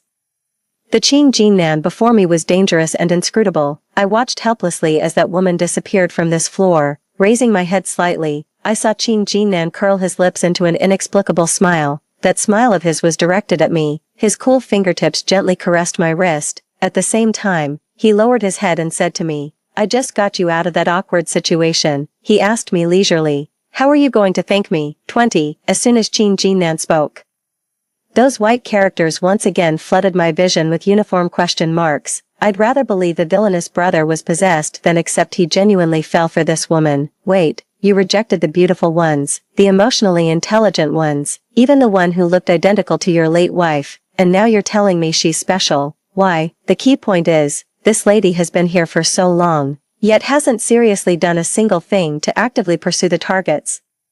So why exactly is that? I'm even more confused than those indignant words. Don't understand the sudden change in Qin Jinnan's attitude towards me. Don't understand his inexplicable words. Don't understand his sudden appearance. Nor do I understand that smile on his face now. Perhaps it had been too long since he last smiled, for the curve at the corner of his lips looked particularly stiff, as if he had to carefully angle his reflection in the mirror before pulling up the corners of his mouth.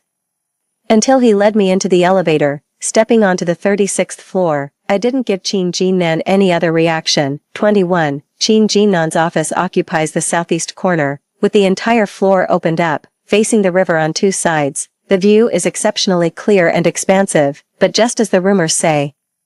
His office is draped in dark tones, extremely oppressive. I was pulled by Qin Jinnan to sit on the black leather sofa indoors, watching him take out a damp towel, squat in front of me, and carefully wipe away the coffee stains on my hands. From beginning to end, I neither had nor dared to refuse Qin Jinnan. I lowered my eyes to look at him, his sharp, piercing eyebrows pressed down slightly, unexpectedly revealing a gentle curve. He held a towel, wiping my hand finger by finger with his thumb. I looked at Qin Jinnan before me and murmured softly, "Will you?" He tilted his head to look at me and let out a questioning hum. I swallowed hard, suppressing my fearful heartbeat. I asked him, "What will you do to her?" 22. Qin Jinnan has a notorious reputation. He acts without any rhyme or reason. It was me who bumped into that beautiful woman first. If she suffers because of this, my conscience won't get over this hurdle, but I'm still afraid of Qin Jinnan, so when I voiced the question, I instinctively clenched my fingers. My fingers were gently pried open as Qin Jinnan suddenly let out a chuckle. "What are you thinking about?" He reached up and ruffled my hair. He said, "Of course I only fired her." The dense white text before my eyes was filled entirely with exclamations and questions. It's already unreadable, amusing. It's been almost 10 years, and this is the first time I've known the villain brother can smile. Just fired no matter how I hear it. I just can't believe it. The last person dragged away like this by bodyguards was this sister. That time, even without the villain brother's orders, this sister was beaten half to death. The villain actually brought someone into his private territory. Is he really interested in her? I honestly can't see what's so special about this woman. Is this suddenly turning into a domineering CEO falling for an ordinary ugly duckling? 23. Who told you something? Qin Jinnan looked at me. That inexplicable smile on his face seemed to never fade away. He was still holding my hand and said, "You seem to have some misunderstanding about me." His words were too suggestive. It instantly reminded me of the system's repeated warnings before I transmigrated here. I remained silent, just shaking my head slightly. Qin Jinnan acted as if proving his innocence. He said in front of me, "I don't have a hobby of intentionally hurting people," he said. "It's just that my employee was really impolite. So I fired her." I remembered when I first arrived, just because I glanced at him a little too long. I was thrown into the corner by his bodyguard, remained silent without making a sound. Qin Jinnan had already stood up. He draped his black overcoat over my shoulders. "Come with me to a place," Qin Jinnan said. 24. Qin Jinnan actually took me to a private hospital. Perhaps he had someone clear the place in advance. The entire hospital floor had no other patients, only a group of doctors on standby.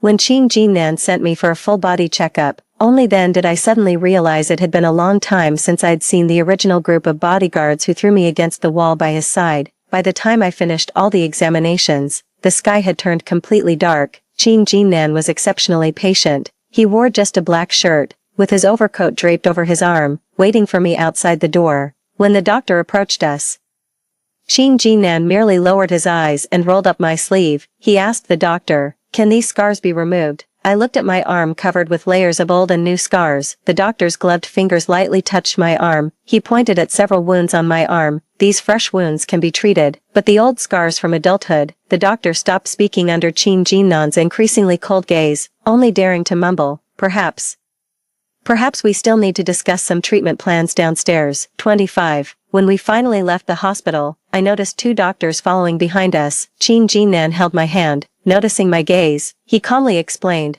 "I've arranged for 2 doctors to care for your body at home." Home? I turned my head to look at Qin Jinnan. Qin Jinnan said with complete naturalness, "Come home with me." He raised his hand and gently stroked my back, saying, "Let me take care of you."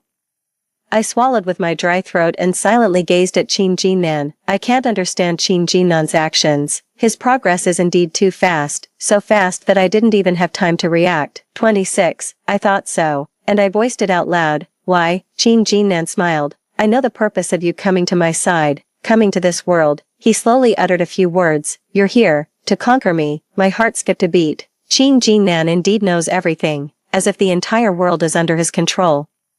Then why did you choose me? The words have been laid out. There's no point in hiding or covering up anymore, I said. The system mentioned that dozens to hundreds of strategists have entered this world. Qin Jinnan's fingers gently caressed the back of my hand. We have already stepped into the elevator. With just one glance from him, the assistant, bodyguards, and doctor following behind spontaneously took the elevator on the other side. The elevator doors closed, leaving only Qin Jinnan and me alone in the confined space. We were already close enough, yet he took another step forward, lowered his head slightly, and moved to kiss my eyelids. His gaze was exceptionally earnest, so earnest that it held only me. I turned my head away just a second before he got closer. This was the first time I rejected Qin Jinnan, 27. I thought it would anger Qin Jinnan, expecting his retaliation or punishment, but he didn't. He just naturally kissed the mask surface near my ear.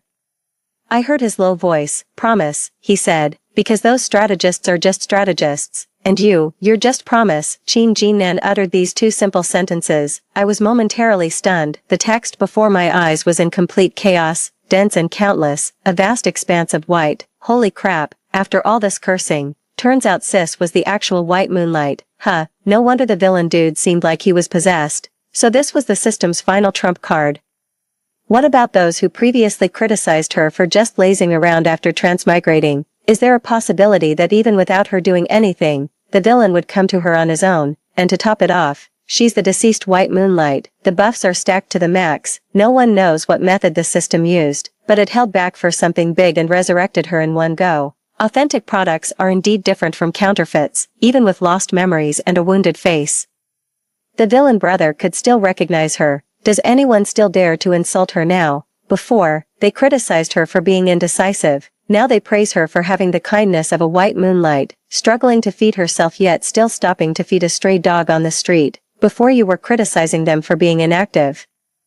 Now you're saying a white moonlight should have this gentle, unhurried personality, different from those goal-oriented conquerors. After mocking them relentlessly before, now that you know their identity, everyone's starting to kneel and apologize. 28. Promise. The moment Qin Jinnan solemnly uttered my name, countless fragments of light and shadow flashed through my mind, but when I came to my senses and tried to grasp them, there was nothing. My mind remains a blank void. All I know is, it turns out I was the one who made the promise. It turns out I was Sun Nua, Qin Jinnan's long-deceased wife. I gently raised my eyes, gazing at Qin Jinnan before me. I said, I can't remember anything. I know. Qin Jinnan lowered his head, pressing his forehead lightly against mine. The elevator had already reached the underground level, its doors automatically opening. Qin Jinnan swept me up in his arms. As my feet left the ground, I instinctively reached up to wrap my arms around his neck. I heard his voice say, let's go home first. 29. After I spoke openly, perhaps seeing I didn't resist, Qin Jinnan had even fewer reservations. He directly carried me from the car back to that unfamiliar, imposing high-rise villa. Stepping through the villa's entrance, the interior lights automatically turned on. As you enter through the main gate, a massive oil painting comes into view. It depicts the face of a young girl. Qin Jinnan followed my gaze, muttering softly, 10 years, it's been too long. So I learned some things to pass the time. The faint sound of piano from upstairs stopped at this moment. Someone pushed the door open and came out. It was Sun Yan. He looks exactly like his father, as if they were cast from the same mold. Even at home, he wears a uniform shirt and trousers, standing on the second floor, looking down at us. 30. I lightly tapped Qin Jinnan's shoulder, wanting him to put me down. Qin Jinnan didn't comply. He only carried me to the sofa in the main hall. He's already 10 years old. He can understand what's being said. Qin Jinnan casually draped his coat aside. I've already made everything clear to him. It only took the time to say a couple of sentences. Sun Yan had already come downstairs. He stood before me, gazing at me from a step away. We both fell silent. I didn't know how to face the fact that he was my son. In the end, Sun Yan was the first to speak. Dad said the house was on fire. They lied to you, telling you I was still trapped inside. And you ran back to look for me. Sun Yan's words ended there. His tone was calm, his words clearly enunciated. As the words fell, tears welled up in his dark eyes. This time, watching Sun Yan's tears, as his words came forth, It was as if I was back in the sea of flames from 10 years ago. I vaguely recalled something. At that time, Sun Yan was still in swaddling clothes. Qin Jinnan didn't seem to be at home. I rushed into the sea of flames to find him, to find my child.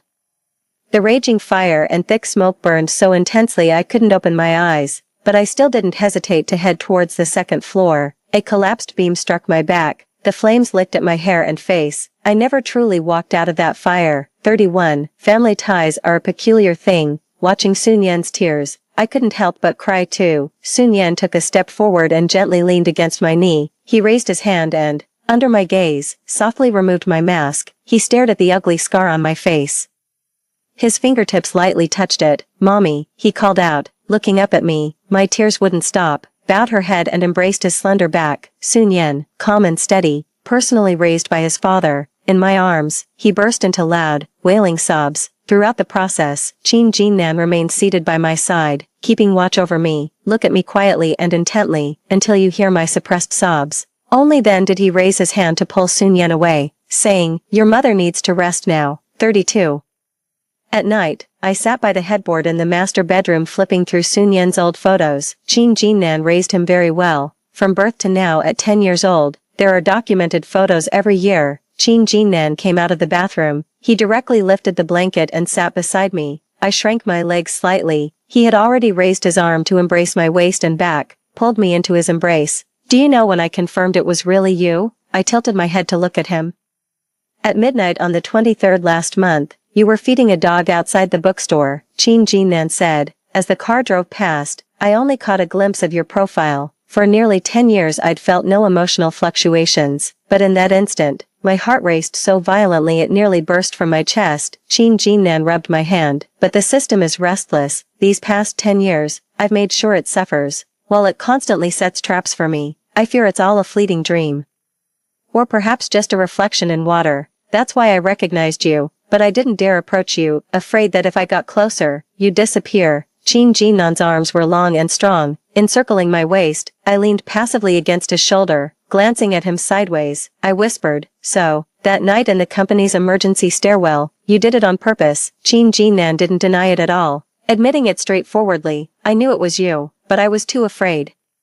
Even someone like Qin Jinnan could openly admit to being afraid. Over these 10 years, during countless long nights, I've had many dreams. In them, you felt real, but upon waking, there was nothing left. I'm afraid this might just be another beautiful dream. That's why I observe you, follow you, even make you appear before me countless times. Only then do I dare reach out and grab hold of you. 33. That night I lay sideways on Qin Jinnan's bed. He lay beside me, holding me close against him.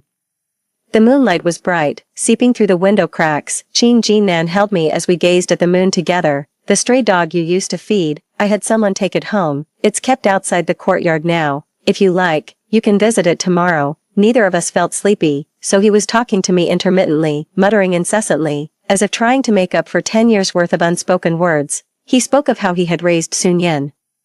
He talked about all those strategists the system had sent to his side over the years. He spoke of how much he had missed me all these years. He stroked my hair and said, "Don't rush to recover your memories. I'll slowly tell you everything you want to know." I turned gently and nestled into his embrace. "Why was I resurrected by the system?" I asked Qin Jinnan softly. "Did you make some kind of deal with it?" Qin Jinnan's gaze froze. 34. I've been pondering this question all along. Both Qin Jinnan and the system are aware of each other's existence. Perhaps they could even communicate in some way. The original male and female protagonists of this world died years ago, yet the world continues to operate normally. The system was left barely functioning after Qin Jinnan's meddling. It should hate Qin Jinnan, yet they still chose to revive me. Then my revival could only be the inevitable outcome orchestrated by Qin Jinnan. I voiced my question aloud. Qin Jinnan paused briefly, then gently smoothed my bangs while chuckling softly. He gazed into my eyes and gently kissed the scar on my cheek. He whispered to me, "So clever. In the first 2 years after you left, after I killed the destined male and female leads, I discovered the operating rules of this world. The world's operation requires energy, which was previously supplied and maintained by the male and female leads. With the death of the male and female leads, the world should have descended into complete chaos, but I forced the system to emerge.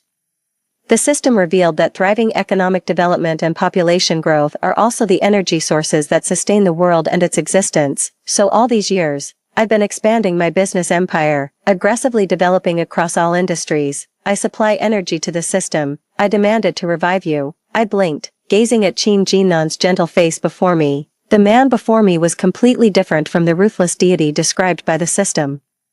Their communication could never be as harmonious as Qin Jinnan claimed. The business empire he built over the past decade, vast enough to sustain the entire world and the system, could never have been achieved as effortlessly as he made it sound. So I asked aloud, "You're exploiting its weakness, threatening it." Qin Jinnan held the back of my neck and chuckled. "Yes, I can provide the energy it needs to survive. And I can also completely destroy it. It's been accustomed to being superior.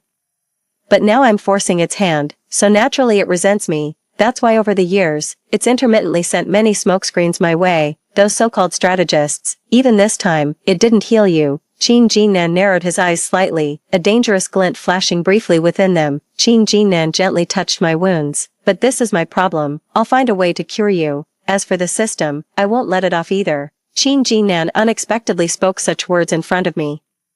Yet I no longer felt afraid, just lightly covered her lips and chuckled. "At noon, you were still claiming your innocence in front of me." Qin Jinnan also smiled. "I don't know how the system described me to you. I was afraid you might fear me." He let out a soft sigh, gazing at me earnestly. He said, "Sunua, I will never hurt you. Don't be afraid of me." 35. That night, Qin Jinnan held me as I fell asleep. He seemed insecure, his arms tightly encircling my waist. Like clinging vines growing upon me, I was kept half awake by his pestering. I had many, many dreams. That night, for the first time, I clearly saw the chaotic contents of those dreams. I remembered those years when Qin Jinnan and I depended on each other for survival. I grew up with him in the orphanage. When I turned 12, the orphanage director attempted to molest me. Qin Jinnan plunged a sharp dagger deep into the director's thigh. He crippled the director by taking one of his legs. Took me away from that dark place. 36. Those years, Qin Jinnan and I actually had a very hard time. We lived in a leaking basement, sharing the same bowl of rice. Survival is already a very difficult thing, so in those years, Qin Jinnan would do anything and use anyone. He just would never hurt me. He raised me and sent me to school. I brought up countless times that the tuition fees are too high, and that I could start working to earn money together with him. But Qin Jinnan would only hold me tighter with his scar-covered arms. He said no. That was the only no he ever said to me. The dream replayed the emotions I felt back then. It was all worry and oppression. My whole heart was hung on Qin Jinnan, fearful that he might sustain new injuries again, afraid he might not come home for another 10 days or half a month, afraid he might step into the abyss himself, yet kept it from me, telling me nothing. The year I got into university, Qin Jinnan's career took a turning point. After years of lying low, he overthrew the group's leader in one move and took the top position. By that time, we were no longer short of money. During my college years, I had privately advised Qin Jinnan several times, "Say I'm already in college and will soon be able to work and earn money. Say we don't need such a luxurious life. Say I just want to spend the rest of my life peacefully with him. I don't want him to be trapped in the center of darkness." All men have the desire to expand their territory, but Qin Jinnan always respected my opinions the most, so in the year I graduated from university, he married me and promised to carve out a clean path for us, spend the rest of your life with me. But in those years, Qin Jinnan offended countless people. He let others go, but others wouldn't let him go. He married me. I was the living target. I died in a great fire, a conspiracy in which both the male and female leads were involved. 37. In the 2 years after my death, Qin Jinnan completely lost control. He indiscriminately took revenge on everyone involved in that accident. Then he broke through the world's restrictions, exposed the system hiding behind the scenes. Only then did we realize we were merely living in a story revolving around the male and female leads. Only then did I understand that the suffering we endured, the love we experienced, even my death, were nothing more than background settings for the male and female leads. Qin Jinnan discovered the truth of the world. Thus began the following 10 years. Moreover, it repeatedly warned about the dangers of that antagonist. My time 38. I awoke from my dream, tears at the corner of my eyes. I turned my face and saw Qin Jinnan beside me. He was keeping watch by my side, frowning slightly as he gazed at me. It seemed no more words could be spoken. I just turned my face away and buried it in his chest. Gently wrapped my arms around his back. Jinnan, I whispered his name. The person I was holding trembled slightly. Even after a decade apart, our unspoken understanding remains as strong as ever. I softly called out. He already knew I'd regained all my memories. Jinnan slowly raised his arms and embraced me in return. He applied pressure slowly, as if trying to meld me into his very being. Promise. He whispered by my ear. I've missed you so much. Promise. The response, a decade overdue, finally arrived. I leaned against his chest and whispered, I'm here.